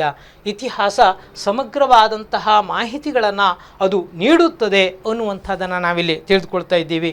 ಇದರಲ್ಲಿ ಯಾವುದೇ ತೆರನಾದಂತಹ ಒಂದು ಕಲ್ಪನೆಗಳಾಗಲಿ ಅಥವಾ ಊಹೆಗಳಾಗಲಿ ಇಲ್ಲದೆ ಅದು ನಮ್ಮದೇ ಆದಂತಹ ಒಂದು ಬದುಕನ್ನು ಕಟ್ಟಿಕೊಳ್ಳುವುದಕ್ಕೆ ಉನ್ನತವಾದಂಥ ಆದರ್ಶದ ತತ್ವಗಳನ್ನು ಅದು ಒಳಗೊಂಡಿದೆ ಅನ್ನುವಂಥದ್ದನ್ನು ನಾವಿಲ್ಲಿ ಕಂಡುಕೊಳ್ಳುವುದಕ್ಕೆ ಸಾಧ್ಯ.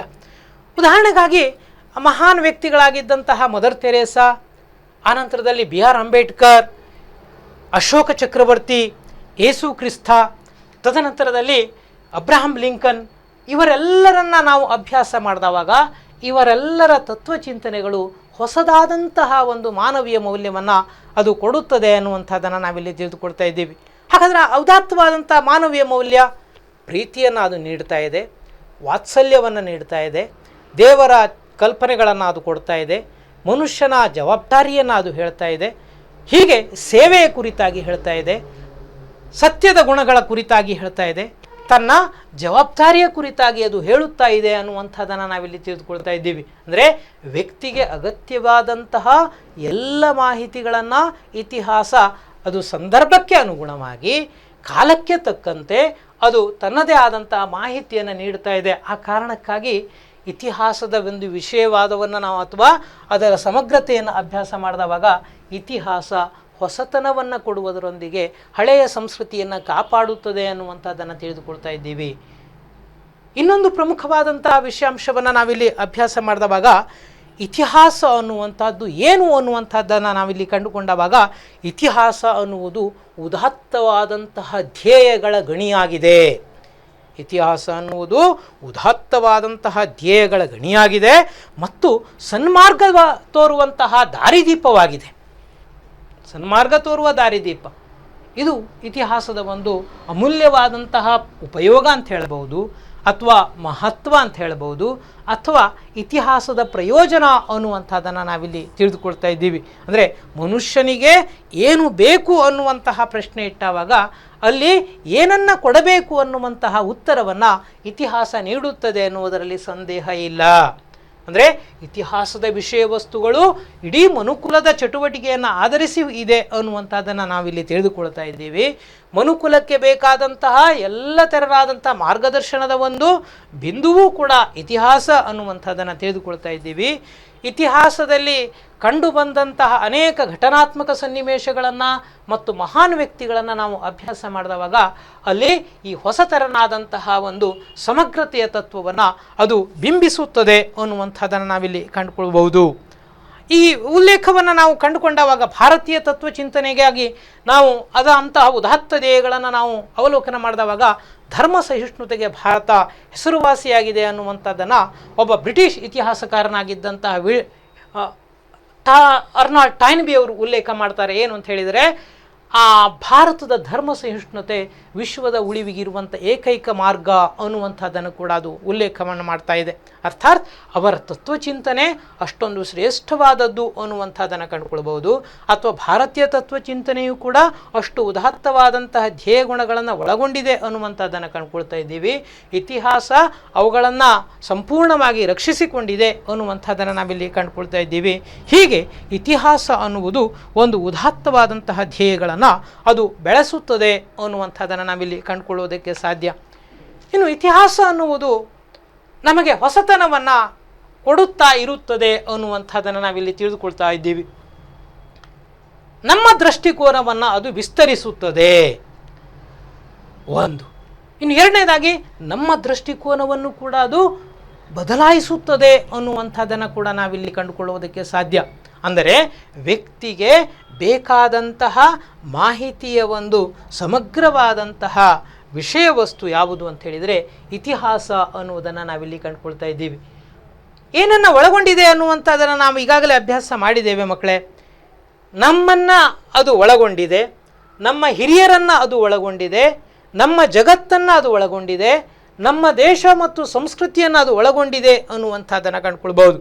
ಅಂದರೆ ಇಡೀ ಮನುಕುಲದ ಇಡೀ ಚಟುವಟಿಕೆಗಳನ್ನು ಒಳಗೊಂಡಿರುವಂತಹ ಇತಿಹಾಸವನ್ನು ಅಭ್ಯಾಸ ಮಾಡುತ್ತಾ ಹೋದಂತಹ ಸಂದರ್ಭದಲ್ಲಿ ಅದು ದೃಷ್ಟಿಕೋನವನ್ನು ಬದಲಾಯಿಸುವಂತಹ ಒಂದು ಮಹತ್ತರವಾದಂತಹ ಸಾಮರ್ಥ್ಯವನ್ನು ಅದು ಹೊಂದಿದೆ ಅನ್ನುವಂಥದ್ದನ್ನು ನಾವಿಲ್ಲಿ ಕಂಡುಕೊಳ್ಳುವುದಕ್ಕೆ ಸಾಧ್ಯ ಅನ್ನುವಂಥದ್ದನ್ನು ಕಂಡುಕೊಳ್ಬೋದು.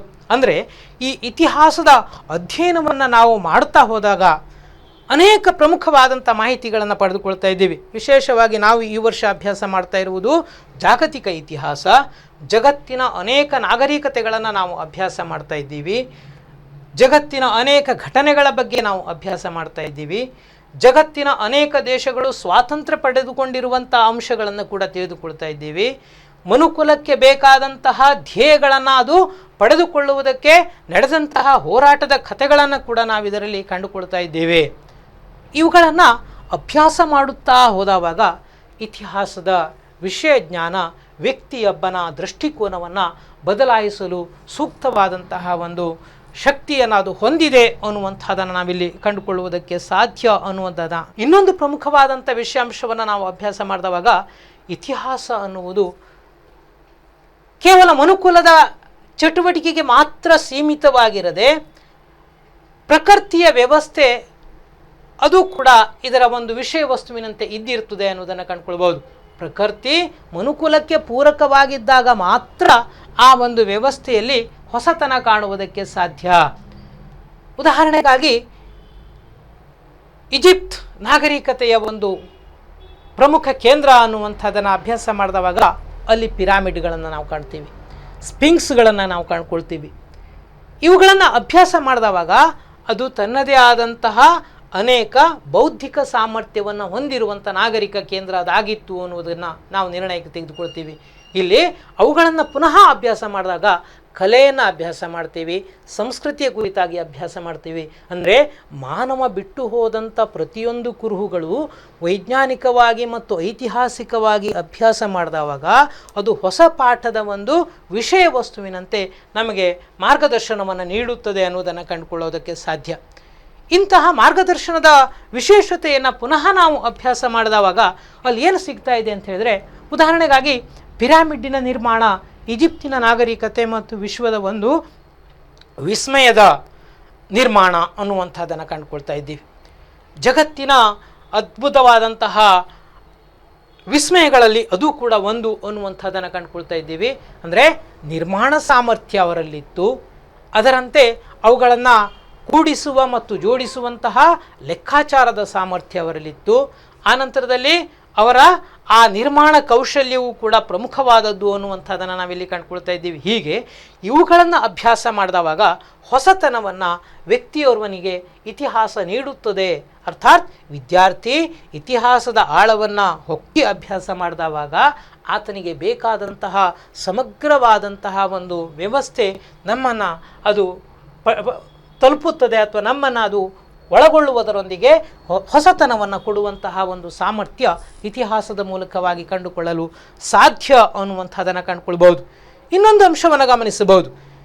ವಾಸ್ತುಶಿಲ್ಪ ಅನ್ನುವಂತಹ ಶಬ್ದವನ್ನು ಕೂಡ ನಾವಿಲ್ಲಿ ಬಳಸ್ತಾ ಇದ್ದೀವಿ. ಆ ವಾಸ್ತುಶಿಲ್ಪ ಅಂದರೆ ಏನು ಅಂತ ಹೇಳಿದರೆ, ತನ್ನ ವಾಸ್ತವ್ಯಕ್ಕೆ ಬೇಕಾದಂತಹ ಒಂದು ಕಾರ್ಯಚಟುವಟಿಕೆಗಾಗಿ ಕಲ್ಲುಗಳನ್ನು ಆತ ಬಳಸಿದ ಅನ್ನುವಂಥದ್ದನ್ನು ಕಂಡುಕೊಳ್ಬೋದು. ಅದೇ ವಾಸ್ತುಶಿಲ್ಪವಾಗಿ ನಂತರದಲ್ಲಿ ವಿಕಾಸನಾತ್ಮಕವಾಗಿ ಅದು ಹೊಸ ರೂಪವನ್ನು ಪಡೆದುಕೊಂಡಿತು ಅನ್ನೋದನ್ನು ನಾವಿಲ್ಲಿ ತಿಳಿದುಕೊಳ್ತಾ ಇದ್ದೀವಿ. ಅಂದರೆ ಆ ಹೊಸತನದ ವ್ಯವಸ್ಥೆಯನ್ನು ನಾವು ಒಳಹೊಕ್ಕು ಅಭ್ಯಾಸ ಮಾಡಿದವಾಗ ಆ ಒಂದು ಹೊಸ ನಿರ್ಮಾಣದ ವ್ಯವಸ್ಥೆ ಆತನ ಬೌದ್ಧಿಕ ಸಾಮರ್ಥ್ಯ ಮತ್ತು ವಿಕಸನದ ಒಂದು ಫಲಶ್ರುತಿಯಾಗಿ ಕಂಡುಬರುತ್ತದೆ ಅನ್ನುವುದನ್ನು ನಾವು ಕಂಡುಕೊಳ್ಳುವುದಕ್ಕೆ ಸಾಧ್ಯ. ಹೀಗೆ ವ್ಯಕ್ತಿ ನೋಡುವಂತಹ ದೃಷ್ಟಿಕೋನಕ್ಕೆ ಅನೇಕ ಹೊಸತರನಾದಂತಹ ಮಾರ್ಗದರ್ಶನವನ್ನು ನೀಡುವುದರೊಂದಿಗೆ, ಮಾರ್ಗಸೂಚಿಗಳನ್ನು ನೀಡುವುದರೊಂದಿಗೆ ಹೊಸದಾದಂತಹ ಅನೇಕ ಭವ್ಯವಾದಂತಹ ಮಾಹಿತಿಯನ್ನು ಇತಿಹಾಸ ನಮಗೆ ನೀಡುತ್ತದೆ ಅನ್ನುವುದನ್ನು ನಾವಿಲ್ಲಿ ತಿಳಿದುಕೊಳ್ಳೋದಕ್ಕೆ ಸಾಧ್ಯ. ಇನ್ನೊಂದು ಪ್ರಮುಖವಾದಂತಹ ಮಹತ್ವವನ್ನು ನಾವಿಲ್ಲಿ ಕಂಡುಕೊಳ್ತಾ ಇದ್ದೇವೆ ಮಕ್ಕಳೇ. ಅದು ಯಾವುದು ಅಂತ ಹೇಳಿದ್ರೆ, ಇತಿಹಾಸವು ವಿಶ್ವಶಾಂತಿಯನ್ನು ಬೆಳೆಸುತ್ತದೆ. ಇತಿಹಾಸವು ಇಲ್ಲಿ ವಿಶ್ವಶಾಂತಿಯನ್ನು ಬೆಳೆಸುತ್ತದೆ ಅನ್ನುವಂಥದ್ದನ್ನು ಪುನಃ ಅಭ್ಯಾಸ ಮಾಡಿದವಾಗ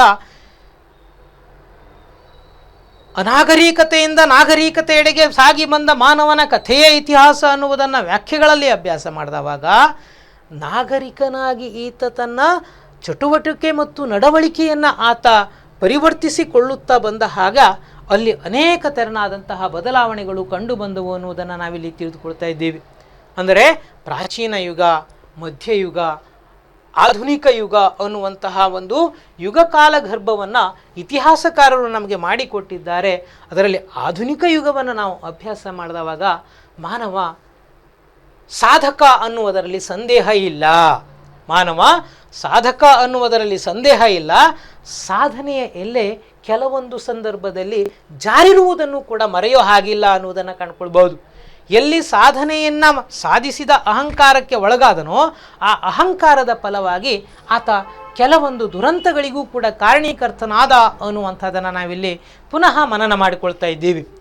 ಉದಾಹರಣೆಗಾಗಿ ಆಧುನಿಕ ಜಗತ್ತಿನಲ್ಲಿ 2 ಮಹಾಯುದ್ಧಗಳು ಸಂಭವಿಸಿದವು.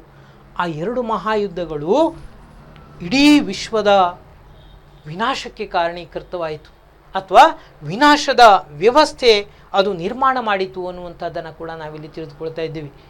ಎಂತಹ ಭಯಾನಕವಾದಂತಹ ಸನ್ನಿವೇಶವನ್ನು ನಿರ್ಮಾಣ ಮಾಡಿತು ಅಂತ ಹೇಳಿದ್ರೆ, ಮನುಷ್ಯ ತನ್ನ ಕುಲವನ್ನು ಗೌರವಿಸದೆ ಆ ಕುಲದ ನಾಶಕ್ಕಾಗಿ ಮುಂದುವರೆದ ಅನ್ನುವಂಥದ್ದನ್ನು ಕೂಡ ನಾವಿಲ್ಲಿ ತಿಳಿದುಕೊಳ್ತಾ ಇದ್ದೀವಿ. ಉದಾಹರಣೆಗಾಗಿ ಇವತ್ತೂ ಕೂಡ ಅದನ್ನೇ ಕಂಡುಕೊಳ್ತಾ ಇದ್ದೀವಿ. ಅತ್ಯಾಧುನಿಕವಾದಂತಹ ವ್ಯವಸ್ಥೆಯ ಕಾರಣವೋ ಅಥವಾ ಅತಿಯಾಗಿ ಬಳಕೆಯ ಕಾರಣವೋ ನಾವಿಂದು ಮನುಕುಲದ ಸಂದಿಗ್ಧ ವ್ಯವಸ್ಥೆಯನ್ನು ಕಂಡುಕೊಳ್ತಾ ಇದ್ದೇವೆ. ಅಂತಹ ಸಂದಿಗ್ಧ ಸನ್ನಿವೇಶ ಇತಿಹಾಸದ ಪುಟವನ್ನು ಅಭ್ಯಾಸ ಮಾಡಿದವಾಗ 20ನೇ ಶತಮಾನದಲ್ಲಿ ನಡೆದಂಥ 2 ಮಹಾಯುದ್ಧಗಳು ಅನ್ನುವಂಥದ್ದನ್ನು ನಾವಿಲ್ಲಿ ಕಂಡುಕೊಳ್ತಾ ಇದ್ದೀವಿ. ಆ ಯುದ್ಧಗಳು ಎಷ್ಟೊಂದು ಭಯಾನಕವಾದವು ಅಂತ ಹೇಳಿದರೆ, ಇಡೀ ಪ್ರಪಂಚದ ಒಂದು ಅವನತಿಗೆ ಕಾರಣೀಭೂತವಾದವು. ಆಕಸ್ಮಿಕವಾಗಿ ಇತಿಹಾಸವನ್ನು ಮರೆತು ನಾವು ಮುಂದೆ ಇಂತಹದ್ದೇ ಅತಿಯಾದಂತಹ ರಾಷ್ಟ್ರೀಯತೆಗೆ ಅಥವಾ ಒಂದು ಸಂಕುಚಿತ ರಾಷ್ಟ್ರೀಯತೆಗೆ ಮುಂದಾದರೆ ವಿಶ್ವ ಇನ್ನೊಂದು ಭಯಾನಕವಾದಂತಹ ಯುದ್ಧವನ್ನು ಅನುಭವಿಸಿದರೂ ಕೂಡ ಆಶ್ಚರ್ಯಪಡಬೇಕಾಗಿಲ್ಲ. ಕಾರಣ ಆತ ತನ್ನ ತಪ್ಪುಗಳನ್ನು ತಿದ್ದಿಕೊಳ್ಳುವುದಕ್ಕೆ ಇತಿಹಾಸ ನಮಗೆ ಪುನಃ ದಾರಿದೀಪ ಅನ್ನುವಂಥದ್ದನ್ನು ನಾವಿಲ್ಲಿ ತಿಳಿದುಕೊಳ್ತಾ ಇದ್ದೀವಿ. ಉದಾಹರಣೆಗಾಗಿ ಅತ್ಯಾಧುನಿಕವಾದಂತಹ ತನ್ನ ಚಟುವಟಿಕೆಗಳನ್ನು ಇಲ್ಲಿ ಬಳಸಿಕೊಳ್ಳುತ್ತಾ ಅಣ್ವಸ್ತ್ರಗಳನ್ನು ಆತ ಸಂಶೋಧನೆ ಮಾಡಿಕೊಂಡ. ಅತ್ಯಾಧುನಿಕವಾದಂತಹ ಅನೇಕ ಸಾರಿಗೆ ಸಂಪರ್ಕಗಳನ್ನು ನಿರ್ಮಾಣ ಮಾಡಿಕೊಂಡ. ಇವುಗಳನ್ನೆಲ್ಲವನ್ನು ಆತ ಉಪಯೋಗಕ್ಕೆ ಬಳಸಿಕೊಳ್ಳದೆ ಅದು ಅನೇಕ ವಿನಾಶಕಾರಿ ಚಟುವಟಿಕೆಗೆ ಬಳಸಿಕೊಳ್ಳುವಂಥ ಒಂದು ಭಯಾನಕ ಸನ್ನಿವೇಶವು ಕೂಡ ಕಂಡುಬಂತು. ಕಾರಣ ವ್ಯಕ್ತಿಯೋರ್ವನ ಪ್ರತಿಷ್ಠಿತವಾದಂತಹ ಚಟುವಟಿಕೆಯಾಗಿರಬಹುದು. ಆತನ ಪ್ರತಿಷ್ಠಿತವಾದಂತಹ ಚಟುವಟಿಕೆ ಸಂಕುಚಿತ ಮತ್ತು ತೀವ್ರವಾದಂತಹ ರಾಷ್ಟ್ರೀಯವಾದವನ್ನು ಹೊಂದಿದ್ದು ಮನುಕುಲದ ಚಿಂತನೆಯನ್ನು ತಿರಸ್ಕರಿಸಿದಾಗ ಅಥವಾ ಮನುಕುಲದ ಸಮಗ್ರತೆಯನ್ನು ಆತ ತ್ಯಜಿಸುವಂತಹ ಒಂದು ನೀತಿಯನ್ನು ಅನುಸರಿಸಿದಾಗ ಆತ ಕೈಗೊಂಡಂತಹ ಒಂದು ಭಯಾನಕ ಸನ್ನಿವೇಶ ಯುದ್ಧವಾಗಿ ಹೊರಹೊಮ್ಮಿತು. ಉದಾಹರಣೆಗಾಗಿ ದ್ವಿತೀಯ ಮಹಾಯುದ್ಧಕ್ಕೆ ಕಾರಣೀಕರ್ತನಾಗಿದ್ದಂಥ ಹಿಟ್ಲರ್ ಅತಿಯಾದಂತಹ ರಾಷ್ಟ್ರೀಯತೆಯನ್ನು ಆತ ಹೊಂದಿದ್ದ. ತನ್ನ ದೇಶ ಮತ್ತು ತನ್ನ ಸಮೂಹ ಅನ್ನುವಂತಹ ವ್ಯವಸ್ಥೆಗೆ ಮುಂದಾದಂತಹ ಕಾರಣಕ್ಕಾಗಿ ಅದು ಯುದ್ಧಕ್ಕೆ ಕಾರಣೀಭೂತವಾಯಿತು. ಆದರೆ ಈ ಯುದ್ಧಗಳೆಲ್ಲವೂ ಕೂಡ ಮನುಕುಲಕ್ಕೆ ಹೊಸ ಪಾಠವನ್ನು ಕೊಡುತ್ತವೆ. ಅಂದರೆ ಆತ ಮಾಡಬಹುದಾದಂತಹ ಕೆಲಸಗಳೇನು ಅಂತ ಹೇಳಿದರೆ, ಯುದ್ಧದಿಂದ ಮನುಕುಲದ ಉಳಿವು ಸಾಧ್ಯವಿಲ್ಲ ಅನ್ನುವಂತಹ ಒಂದು ನಿರ್ಣಯಕ್ಕೆ ಬರುವುದು ಸಾಧ್ಯ ಅನ್ನುವಂಥದ್ದನ್ನು ನಾವಿಲ್ಲಿ ಕಂಡುಕೊಳ್ತಾ ಇದ್ದೇವೆ. ಇನ್ನೊಂದು ಪ್ರಮುಖವಾದಂಥ ಅಂಶ, ಮನುಕುಲದ ರಕ್ಷಣೆ ನನ್ನ ಹೊಣೆಯಾಗಬೇಕು ಅನ್ನುವುದು ಕೂಡ ಆತ ಮರೆಯಬಾರದು. ಇಂತಹ ಪ್ರಮುಖವಾದಂತಹ ಒಂದು ತತ್ವ ಆದರ್ಶಗಳನ್ನು ಆತ ಹೊಂದಿರಬೇಕು ಅನ್ನುವಂಥದ್ದನ್ನು ನಾವಿಲ್ಲಿ ಕಂಡುಕೊಳ್ಬಹುದು. ಇನ್ನೊಂದು ಪ್ರಮುಖವಾದಂಥ ಅಂಶವನ್ನು ನಾವು ಗಮನಿಸಬಹುದು. ಅತಿಯಾದಂತಹ ವೈಜ್ಞಾನಿಕ ತಂತ್ರಜ್ಞಾನವನ್ನು ಆತ ಬಳಸಿಕೊಳ್ಳಲು ಶಕ್ತನಾಗಿದ್ದಾನೆ ಮಾನವ. ಅಲ್ಲದೆ ಅತಿಯಾದಂತಹ ಒಂದು ಸಾರಿಗೆ ಸಂಪರ್ಕದ ವ್ಯವಸ್ಥೆಯನ್ನು ಕೂಡ ಆತ ಬೆಳೆಸಿಕೊಂಡಿದ್ದಾನೆ. ಇವುಗಳೆಲ್ಲವುಗಳ ಪರಿಣಾಮವಾಗಿ ವಿಶ್ವ ಒಂದು ಗ್ರಾಮವಾಗಿ ರೂಪಿತವಾಯಿತು ಅನ್ನೋದನ್ನು ಕಂಡುಕೊಳ್ಬಹುದು. ಅಂದರೆ ನಾವು ತಿಳಿದುಕೊಳ್ಳಬೇಕಾಗಿದ್ದು ಏನು ಅಂತ ಹೇಳಿದರೆ ವಿದ್ಯಾರ್ಥಿಗಳೇ, ಈ ಒಂದು ಸಮಗ್ರವಾದಂತಹ ಪ್ರಗತಿ ಮತ್ತು ಸಂಶೋಧನೆ ಹೊಸತನದ ವ್ಯವಸ್ಥೆಯನ್ನು ಸೃಷ್ಟಿಸುವುದರೊಂದಿಗೆ ಹೊಸ ಆಯಾಮಕ್ಕೆ ಅವಕಾಶವನ್ನು ಕಲ್ಪಿಸಿಕೊಡುವಂತಹ ಒಂದು ಪ್ರಯತ್ನ ಪಟ್ಟರೆ, ಇನ್ನೊಂದು ಪ್ರಮುಖವಾದಂಥ ಅಂಶವನ್ನು ನಾವು ಅಭ್ಯಾಸ ಮಾಡಬೇಕು. ಅಂದರೆ ಪರಸ್ಪರ ವ್ಯಕ್ತಿಗಳು ಇಲ್ಲಿ ಅವಲಂಬಿತರಾಗಿರುವುದನ್ನು ನಾವು ಕಂಡುಕೊಳ್ಬಹುದು. ಅಂದರೆ ಕೃಷಿಯನ್ನು ಮಾಡಬೇಕು ಎಂದಾದವಾಗ ತಂತ್ರಜ್ಞನ ಒಂದು ಸಹಾಯ ಬೇಕು. ತಂತ್ರಜ್ಞನಿಗೆ ಊಟ ಬೇಕು ಎಂದಾದವಾಗ ಆತ ಕೃಷಿಕನು ಬೆಳೆದಂಥ ಆಹಾರ ಪದಾರ್ಥವನ್ನು ಅಲ್ಲಿ ಪಡೆಯುವುದಕ್ಕೆ ಪ್ರಯತ್ನ ಮಾಡುತ್ತಿರುತ್ತಾನೆ ಅನ್ನುವಂಥದ್ದನ್ನು ಕೂಡ ನಾವಿಲ್ಲಿ ತಿಳಿದುಕೊಳ್ಳುವುದಕ್ಕೂ ಸಾಧ್ಯ ಅನ್ನುವುದನ್ನು ಕಂಡುಕೊಳ್ಬಹುದು. ಹೀಗೆ ಪ್ರತಿಯೊಂದು ವ್ಯವಸ್ಥೆಯನ್ನು ಅಭ್ಯಾಸ ಮಾಡಿದವಾಗ ಅಲ್ಲಿ ಪರಸ್ಪರ ಹೊಂದಾಣಿಕೆಯನ್ನು ಇತಿಹಾಸ ಕಲಿಸುತ್ತದೆ. ಇತಿಹಾಸದಲ್ಲಿ ನಡೆದಿರುವಂತಹ ಘಟನೆಗಳು ಪುನಃ ಮರುಕಳಿಸುವುದಕ್ಕೆ ಅವಕಾಶವನ್ನು ಕಲ್ಪಿಸಿಕೊಡದೆ ಅದು ವಿಶ್ವಶಾಂತಿಯನ್ನು ಸ್ಥಾಪಿಸುವುದಕ್ಕೆ ಒಂದು ಆಧಾರ ಸ್ತಂಭದಂತೆ ಕೆಲಸ ಮಾಡುತ್ತದೆ ಅನ್ನುವಂಥ ಅಂಶವನ್ನು ನಾವಿಲ್ಲಿ ತಿಳಿದುಕೊಳ್ಳುವುದಕ್ಕೆ ಸಾಧ್ಯ ಅನ್ನುವಂಥದ್ದನ್ನು ನಾವಿಲ್ಲಿ ಕಂಡುಕೊಳ್ತಾ ಇದ್ದೀವಿ.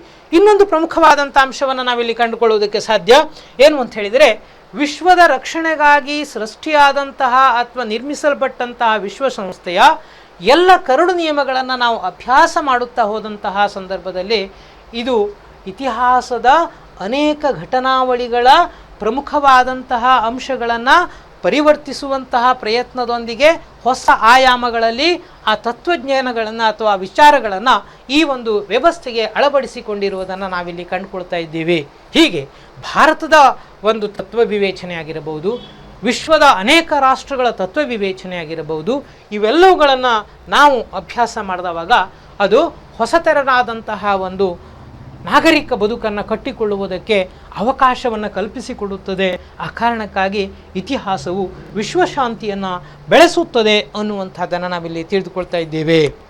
ಇನ್ನೊಂದು ಪ್ರಮುಖವಾದಂತಹ ಅಂಶಕ್ಕೆ ನಾವು ಬರ್ತಾ ಇದ್ದೀವಿ. ಅದೇನು ಅಂತ ಹೇಳಿದ್ರೆ, ಇತಿಹಾಸವು ವೃತ್ತಿಪರ ಉಪಯೋಗಗಳನ್ನು ಹೊಂದಿದೆ. ಕೇವಲ ಇದನ್ನು ಅಭ್ಯಾಸ ಮಾಡುವುದರಿಂದ ಗತಕಾಲದಲ್ಲಿ ಹೀಗೆ ಇತ್ತು ಅನ್ನುವುದಕ್ಕೆ ಮಾತ್ರ ಸೀಮಿತವಾಗಿರೋ ಇಲ್ಲ ಇತಿಹಾಸ. ಇದು ಹೊಸತನದ ವ್ಯವಸ್ಥೆಗೆ ಅವಕಾಶವನ್ನು ಕಲ್ಪಿಸಿಕೊಡುವಂಥ ಒಂದು ವ್ಯವಸ್ಥೆ. ಅಂದರೆ ವ್ಯಕ್ತಿಗೆ ಬೇಕಾದಂಥ ಅನೇಕ ಮಾಹಿತಿಗಳನ್ನು ಅದು ಕೊಡ್ತಾ ಇದೆ.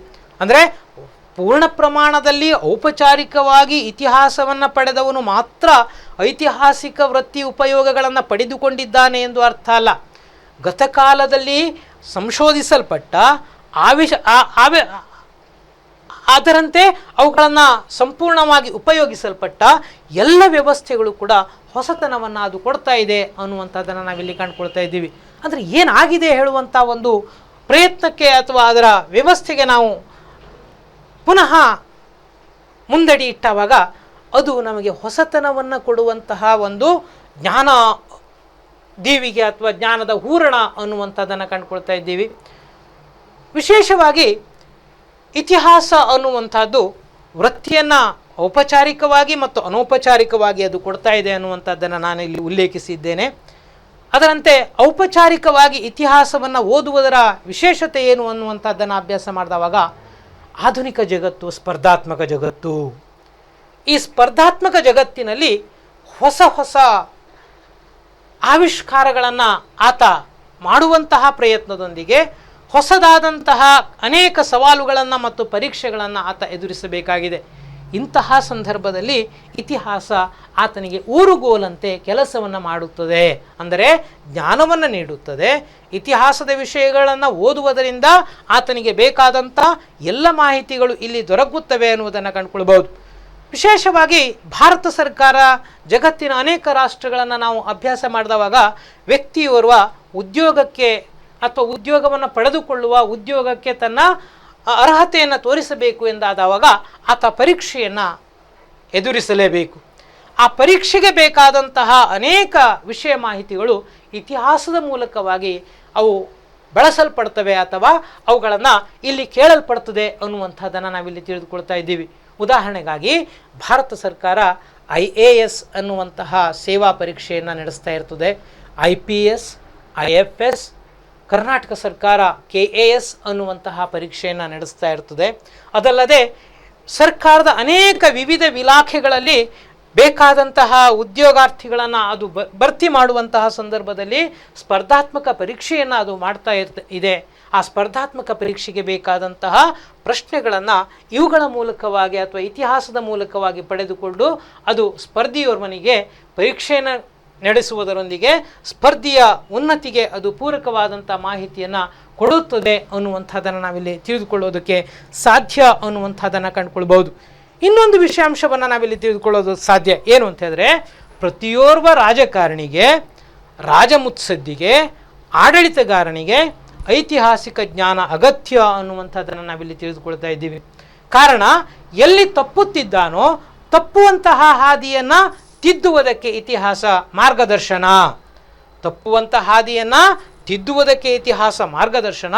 ಅಂತಹ ಮಹತ್ತರವಾದಂತಹ ಕಾರ್ಯವ್ಯವಸ್ಥೆ ಇತಿಹಾಸ ಮಾಡುತ್ತಾ ಇದೆ ಅನ್ನುವಂಥದ್ದನ್ನು ನಾವಿಲ್ಲಿ ತಿಳಿದುಕೊಳ್ತಾ ಇದ್ದೀವಿ. ಇದರ ಇನ್ನೊಂದು ಪ್ರಮುಖವಾದಂಥ ಮುಖವನ್ನು ನಾವಿಲ್ಲಿ ತಿಳಿದುಕೊಳ್ಳುವುದಕ್ಕೆ ಸಾಧ್ಯ. ಏನು ಅಂತ ಹೇಳಿದ್ರೆ, ಇತಿಹಾಸ ಮತ್ತು ಪುರಾತತ್ವ ಶಾಸ್ತ್ರ ಇಲಾಖೆ ಎನ್ನುವುದು ಭಾರತದಲ್ಲಿರುವಂತಹ ಒಂದು ಪ್ರಮುಖವಾದಂತಹ ಘಟಕ ಅಥವಾ ವಿಭಾಗ ಅನ್ನುವಂಥದ್ದನ್ನು ಕಂಡುಕೊಳ್ತಾ ಇದ್ದೀವಿ. ಅವರು ಅಲ್ಲಿ ಅನೇಕ ಇತಿಹಾಸಕಾರರು ಕೆಲಸವನ್ನು ಮಾಡ್ತಾ ಇದ್ದಾರೆ. ಆ ಕೆಲಸವನ್ನು ಮಾಡುವುದರೊಂದಿಗೆ ಹೊಸತರನಾದಂಥ ಅನೇಕ ಮಾಹಿತಿಗಳನ್ನು ಈ ಸಾಮಾಜಿಕ ವ್ಯವಸ್ಥೆಗೆ ಅವರು ನೀಡ್ತಾ ಇದ್ದಾರೆ ಅನ್ನುವಂಥದ್ದನ್ನು ನಾವಿಲ್ಲಿ ಕಂಡುಕೊಳ್ತಾ ಇದ್ದೀವಿ. ಇನ್ನೊಂದು ಪ್ರಮುಖವಾದಂಥ ವಿಷಯಾಂಶವನ್ನು ಕಂಡುಕೊಳ್ಬಹುದು. ಏನು ಅಂತ ಹೇಳಿದ್ರೆ, ಇಲ್ಲಿ ಅನೇಕ ಪುರಾತತ್ವ ಶಾಸ್ತ್ರಜ್ಞರು ಕೂಡ ಭಾರತದ ಅನೇಕ ಐತಿಹಾಸಿಕ ಕೇಂದ್ರಗಳನ್ನು ಅಧ್ಯಯನ ಮಾಡುವುದರೊಂದಿಗೆ ಮತ್ತು ಅನೇಕ ಗತಕಾಲದ ಹೊತ್ತಿಗೆಗಳು ಅಥವಾ ಪುಸ್ತಕಗಳು ಅಥವಾ ಗ್ರಂಥಗಳನ್ನು ಅಭ್ಯಾಸ ಮಾಡುವುದರೊಂದಿಗೆ ಅನೇಕ ಮಾಹಿತಿಗಳನ್ನು ಅವರು ನೀಡುತ್ತಾ ಇದ್ದಾರೆ. ಇದರೊಂದಿಗೆ ವ್ಯಕ್ತಿಗೂ ಇಲ್ಲಿ ಉದ್ಯೋಗದ ಮಾಹಿತಿ ಅಥವಾ ಒಂದು ಅವಕಾಶ ಲಭ್ಯವಾಯಿತು. ಒಬ್ಬ ಇತಿಹಾಸವನ್ನು ಅಭ್ಯಾಸ ಮಾಡಿದಂಥ ವಿದ್ಯಾರ್ಥಿಗೂ ಕೂಡ ಉದ್ಯೋಗದ ಅವಕಾಶ ಲಭ್ಯವಾಗುವಂತಹ ಒಂದು ಪ್ರಮುಖವಾದಂಥ ಅವಕಾಶ ಕೇಂದ್ರ ಇತಿಹಾಸ ನೀಡುತ್ತದೆ ಅನ್ನುವಂಥದ್ದನ್ನು ಕಂಡುಕೊಳ್ಬೋದು. ಆ ಕಾರಣಕ್ಕಾಗಿ ಇತಿಹಾಸ ಅನ್ನುವುದು ಕೇವಲ ಮಾರ್ಗದರ್ಶಕ ವ್ಯವಸ್ಥೆ ಒಂದೇ ಹೊಂದಿಲ್ಲ, ಇತಿಹಾಸ ಅನ್ನುವುದು ಜ್ಞಾನದರ್ಶಕ ವ್ಯವಸ್ಥೆ ಒಂದೇ ಹೊಂದಿಲ್ಲ. ಇತಿಹಾಸ ಅನ್ನುವುದು ಸಮಗ್ರವಾದಂತಹ ವ್ಯಕ್ತಿಯ ಅಭ್ಯುದಯಕ್ಕೆ ಬೇಕಾದಂತಹ ಒಂದು ಸಮಗ್ರ ಮಾಹಿತಿಯನ್ನು ಅದು ಪ್ರತಿನಿತ್ಯವೂ ನೀಡುತ್ತಾ ಇರುತ್ತದೆ ಅನ್ನುವಂಥದ್ದನ್ನು ಕಂಡುಕೊಳ್ಬಹುದು.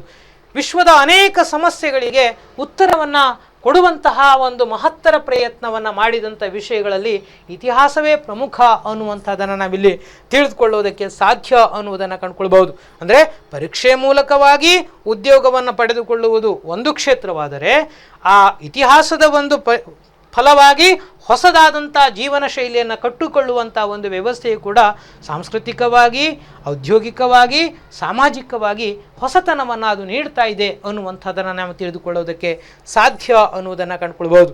ಇನ್ನು ಇತಿಹಾಸ ಅನ್ನುವುದು ಪೂರ್ವಾಗ್ರಹಗಳನ್ನು ಹೋಗಲಾಡಿಸುತ್ತದೆ ಅನ್ನುವಂಥದ್ದನ್ನು ನಾವಿಲ್ಲಿ ಕಂಡುಕೊಳ್ಳುವುದಕ್ಕೆ ಸಾಧ್ಯ.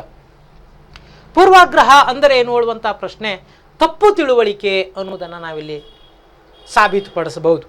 ಅಂದರೆ ಮೊದಲೇ ಈ ವಿಷಯ ಹೀಗಿದೆ ಅನ್ನುವಂಥ ಒಂದು ನಿರ್ಣಯಕ್ಕೆ ಬಂದಂತಹ ಸನ್ನಿವೇಶದಾಗಿರ್ತದೆ ಅನ್ನುವುದನ್ನು ಕಂಡುಕೊಳ್ಬೋದು. ಅದಕ್ಕೆ ಇತಿಹಾಸ ಅವಕಾಶವನ್ನು ಮಾಡಿಕೊಡೋದಿಲ್ಲ ಮಕ್ಕಳೇ. ಯಾಕೆ ಅಂತ ಹೇಳಿದ್ರೆ, ಅಲ್ಲಿ ಹೊಸದಾದಂತಹ ಅನೇಕ ಮಾರ್ಗಸೂಚಿಗಳ ಮಾಹಿತಿಯನ್ನು ಪ್ರತಿಯೋರ್ವ ವ್ಯಕ್ತಿಗೂ ಕೂಡ ಕೊಡುತ್ತದೆ. ಜ್ಞಾನವಂತರಿಗೆ ಜ್ಞಾನವನ್ನು ಕೊಡುತ್ತದೆ, ಅಜ್ಞಾನವಂತರಿಗೂ ಕೂಡ ಜ್ಞಾನವನ್ನು ಅದು ಕೊಡ್ತಾ ಇದೆ. ಹೊಸದಾದಂತಹ ಮಾರ್ಗದರ್ಶನವನ್ನು ಕೊಡ್ತಾ ಇದೆ.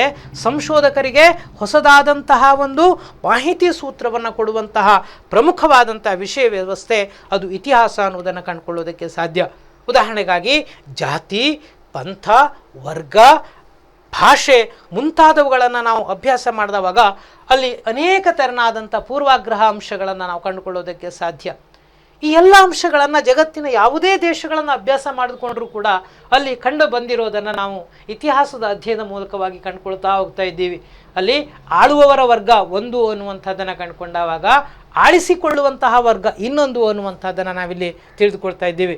ಈ ಆಳಿಸಿಕೊಳ್ಳುವ ವ್ಯವಸ್ಥೆಯ ನಡುವೆ ಇನ್ನೂ ಇತರ ಅನೇಕ ವರ್ಗಗಳನ್ನು ನಾವಿಲ್ಲಿ ಕಂಡುಕೊಂಡಾಗ ಅವರಲ್ಲಿ ಅನೇಕ ತೆರನಾದಂಥ ಭಿನ್ನ ವ್ಯವಸ್ಥೆಗಳಿದ್ದದ್ದನ್ನು ನಾವಿಲ್ಲಿ ಕಂಡುಕೊಳ್ಳೋದಕ್ಕೆ ಸಾಧ್ಯ ಅನ್ನುವಂಥದ್ದನ್ನು ಕಂಡುಕೊಳ್ಬೋದು. ಇನ್ನೊಂದು ಅಂಶವನ್ನು ಕಂಡುಕೊಳ್ಬೋದು. ನಾನೊಬ್ಬನೇ ಶ್ರೇಷ್ಠ, ನನ್ನ ದೇಶವೇ ಶ್ರೇಷ್ಠ ಎಂದಾದಾಗ ಅಲ್ಲಿ ಉಗ್ರವಾದಂತಹ ರಾಷ್ಟ್ರೀಯತೆಯು ಕೂಡ ನಿರ್ಮಾಣವಾಗುವುದಕ್ಕೆ ಅದು ಕಾರಣೀಭೂತವಾಗ್ತದೆ ಅನ್ನುವಂಥದ್ದನ್ನು ನಾವಿಲ್ಲಿ ತಿಳಿದುಕೊಳ್ಳೋದಕ್ಕೆ ಸಾಧ್ಯ ಅನ್ನುವುದನ್ನು ಪುನಃ ನಾವು ಮನನ ಮಾಡಿಕೊಳ್ಬೋದು. ಅಂದರೆ ವ್ಯಕ್ತಿಗೆ ಅಗತ್ಯವಾದಂತಹ ಮಾಹಿತಿಗಳನ್ನು ಅದು ನೀಡುತ್ತದೆ, ಆತನ ತಪ್ಪುಗಳಿಗೆ ಇಲ್ಲಿ ಅವಕಾಶವಿಲ್ಲ ಅನ್ನುವಂಥದ್ದನ್ನು ನಾವಿಲ್ಲಿ ಕಂಡುಕೊಳ್ಳೋದಕ್ಕೆ ಸಾಧ್ಯ ಅನ್ನುವುದನ್ನು ನಾವಿಲ್ಲಿ ಹೇಳ್ಬೋದು. ಉದಾಹರಣೆಗಾಗಿ ದ್ವಿತೀಯ ಮಹಾಯುದ್ಧದ ಪರಿಣಾಮವಾಗಿ ಸುಮಾರು ಲಕ್ಷಾಂತರ ಜನರ ಸಾವಿಗೆ ಅದು ಕಾರಣವಾಯಿತು ಅನ್ನುವಂಥದ್ದನ್ನು ನಾವಿಲ್ಲಿ ತಿಳಿದುಕೊಳ್ತಾ ಇದ್ದೀವಿ. ಅದರ ಫಲ ಪುನಃ ಅಭ್ಯಾಸ ಮಾಡಿದವಾಗ ಅಂತಹ ಲಕ್ಷಾಂತರ ಅಮಾಯಕ ಜನರ ಸಾವು ಮುಂದಾಗಬಾರದು ಅನ್ನುವಂಥ ಒಂದು ಮಾಹಿತಿಯನ್ನು ಕೂಡ ಅದು ನೀಡ್ತಾ ಇದೆ.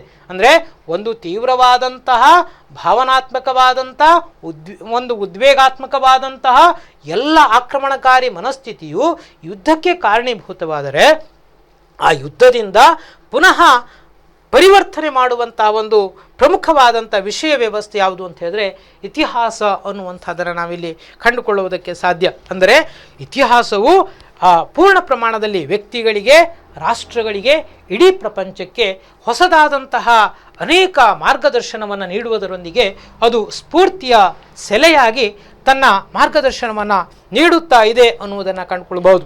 ಇನ್ನೊಂದು ವಿಶೇಷತೆಯನ್ನು ಕಂಡುಕೊಳ್ಬೋದು. ಇತಿಹಾಸ ಕೇವಲ ಗತಕಾಲದ ವಿಷಯಾತ್ಮಕ ವಿಷಯಗಳನ್ನು ಮಾತ್ರ ಒಳಗೊಂಡಿದೆ ಅನ್ನುವುದಕ್ಕಿಂತಲೂ ಮುಖ್ಯವಾಗಿ ಉದಾಹರಣೆಗಳೊಂದಿಗೆ ವಿವರಣೆಯನ್ನು ನೀಡುವ ಒಂದು ತತ್ವಜ್ಞಾನ ಅಥವಾ ತತ್ವಶಾಸ್ತ್ರವೇ ಇತಿಹಾಸ ಅನ್ನುವಂಥದ್ದನ್ನು ನಾವಿಲ್ಲಿ ಕಂಡುಕೊಳ್ಳೋದಕ್ಕೆ ಸಾಧ್ಯ. ಅಂದರೆ ಅದು ಸಮಗ್ರವಾಗಿ ಒಂದು ಉದಾಹರಣೆಯನ್ನು ಕೊಟ್ಟಾಗ, ಉದಾಹರಣೆಗಾಗಿ ಬುದ್ಧನನ್ನು ಉದಾಹರಣೆ ಕೊಟ್ಟಾಗ ಅಥವಾ ಯೇಸು ಕ್ರಿಸ್ತನನ್ನು ಉದಾಹರಣೆ ಕೊಟ್ಟಾಗ ಆ ಯೇಸು ಕ್ರಿಸ್ತ ಮತ್ತು ಬುದ್ಧನ ತತ್ವಜ್ಞಾನಗಳು ಅಲ್ಲಿ ಬಿಂಬಿಸುತ್ತದೆ ಅನ್ನುವಂಥದ್ದನ್ನು ನಾವಿಲ್ಲಿ ಕಂಡುಕೊಳ್ಬೋದು. ಈ ಎಲ್ಲ ಕಾರಣಕ್ಕಾಗಿ ಇತಿಹಾಸ ಮನುಕುಲದ ಒಂದು ಗತಕಾಲದ ಘಟನೆಯ ಸ್ಮರಣಿಕೆ ಅನ್ನುವಂಥದ್ದನ್ನು ನಾವಿಲ್ಲಿ ಕಂಡುಕೊಳ್ಬೋದು, ಅಥವಾ ಮನುಕುಲದ ಒಂದು ಸಮಗ್ರವಾದಂತಹ ಸಾಧನೆಯ ಫಲ ಅಂಥೇಳಿ ನಾವಿಲ್ಲಿ ಕಂಡುಕೊಳ್ತಾ ಇದ್ದೀವಿ. ಈ ಕಾರಣಕ್ಕಾಗಿ ಭಾರತದ ಮಹಾನ್ ರಾಷ್ಟ್ರೀಯ ನಾಯಕರಾದಂತಹ ಡಾಕ್ಟರ್ BR ಅಂಬೇಡ್ಕರ್ ಒಂದು ಪ್ರಮುಖವಾದಂಥ ವಿಷಯವನ್ನು ಇಲ್ಲಿ ಉಲ್ಲೇಖ ಮಾಡ್ತಾರೆ. ಏನು ಅಂತ ಹೇಳಿದ್ರೆ, ಇತಿಹಾಸವನ್ನು ಮರೆತವರು ಇತಿಹಾಸವನ್ನು ಸೃಷ್ಟಿಸಲಾರರು, ಇತಿಹಾಸವನ್ನು ಮರೆತವರು ಇತಿಹಾಸವನ್ನು ಸೃಷ್ಟಿಸಲಾರರು ಅನ್ನುವಂತಹ ಒಂದು ಅಂತಿಮ ನಿರ್ಣಯವನ್ನು ಅವರು ಕೊಡ್ತಾರೆ. ಕಾರಣ ಏನು ಅಂತ ಹೇಳಿದ್ರೆ, ಇತಿಹಾಸ ಅನ್ನುವಂತಹ ಒಂದು ಬೇರು ಇಡೀ ಮನುಕುಲದ ಉಸಿರನ್ನು ಅದು ಕಾಪಾಡುತ್ತದೆ ಅನ್ನುವಂಥದ್ದನ್ನು ಕಂಡುಕೊಳ್ಬೋದು. ಈ ರೀತಿಯಲ್ಲಿ ವಿದ್ಯಾರ್ಥಿಗಳೇ, ಇತಿಹಾಸ ಅನ್ನುವಂಥದ್ದು ಒಂದು ವಿಷಯವಾಗಿರದೆ ಅದು ಮನುಕುಲದ ಅಭಿವೃದ್ಧಿಗೆ ಬೇಕಾದಂತಹ ಮಾಹಿತಿಯನ್ನು ನೀಡುವುದರೊಂದಿಗೆ ಹೊಸ ಬೆಳಕನ್ನು ನೀಡುತ್ತದೆ ಅನ್ನೋದನ್ನು ನಾವಿಲ್ಲಿ ತಿಳಿದುಕೊಳ್ಳುವುದಕ್ಕೆ ಸಾಧ್ಯ. ಆ ಕಾರಣಕ್ಕಾಗಿ ಪ್ರಥಮ ಘಟಕದಲ್ಲಿ ನಾವು ಈಗಾಗಲೇ ಅಭ್ಯಾಸ ಮಾಡಿರುವುದು ಇತಿಹಾಸದ ಅರ್ಥ, ಇತಿಹಾಸದ ವ್ಯಾಪ್ತಿ, ಇತಿಹಾಸದ ವ್ಯಾಖ್ಯೆಗಳು, ಅದರಂತೆ ಇತಿಹಾಸದ ಮಹತ್ವ ಅನ್ನುವಂಥದ್ದನ್ನು ತಿಳಿದುಕೊಳ್ತಾ ಇದ್ದೀವಿ. ಇದಕ್ಕೆ ಸಂಬಂಧಪಟ್ಟಂತಹ ಪ್ರಶ್ನೋತ್ತರ ಮಾಲಿಕೆಯ ವಿಷಯಾಂಶವನ್ನು ನಾವು ಕ್ರಮೇಣವಾಗಿ ತಮಗೆ ಅದನ್ನು ಪೂರೈಕೆ ಮಾಡುತ್ತೇವೆ. 1 ಅಂಕದ ಪ್ರಶ್ನೆಗಳು, 2 ಅಂಕ, 5 ಅಂಕ ಮತ್ತು 10 ಅಂಕದ ಪ್ರಶ್ನೆಗಳು ಈ ಒಂದು ಘಟಕಾಂಶದ ಮೇಲೆ ಕೇಳುವಂತಹ ಸಂಭಾವ್ಯ ಸನ್ನಿವೇಶಗಳಿದ್ದಿರುತ್ತವೆ. ಈ ಎಲ್ಲ ವ್ಯವಸ್ಥೆಗಳ ಅಧ್ಯಯನವನ್ನು ಉತ್ತಮ ರೀತಿಯಲ್ಲಿ ಮಾಡಿ ಮಕ್ಕಳೇ, ಮುಂದಿನ ಪಾಠವನ್ನು ಮುಂದಿನ ಅವಧಿಯಲ್ಲಿ ಚರ್ಚೆಗೆ ತೆಗೆದುಕೊಳ್ಳೋಣ.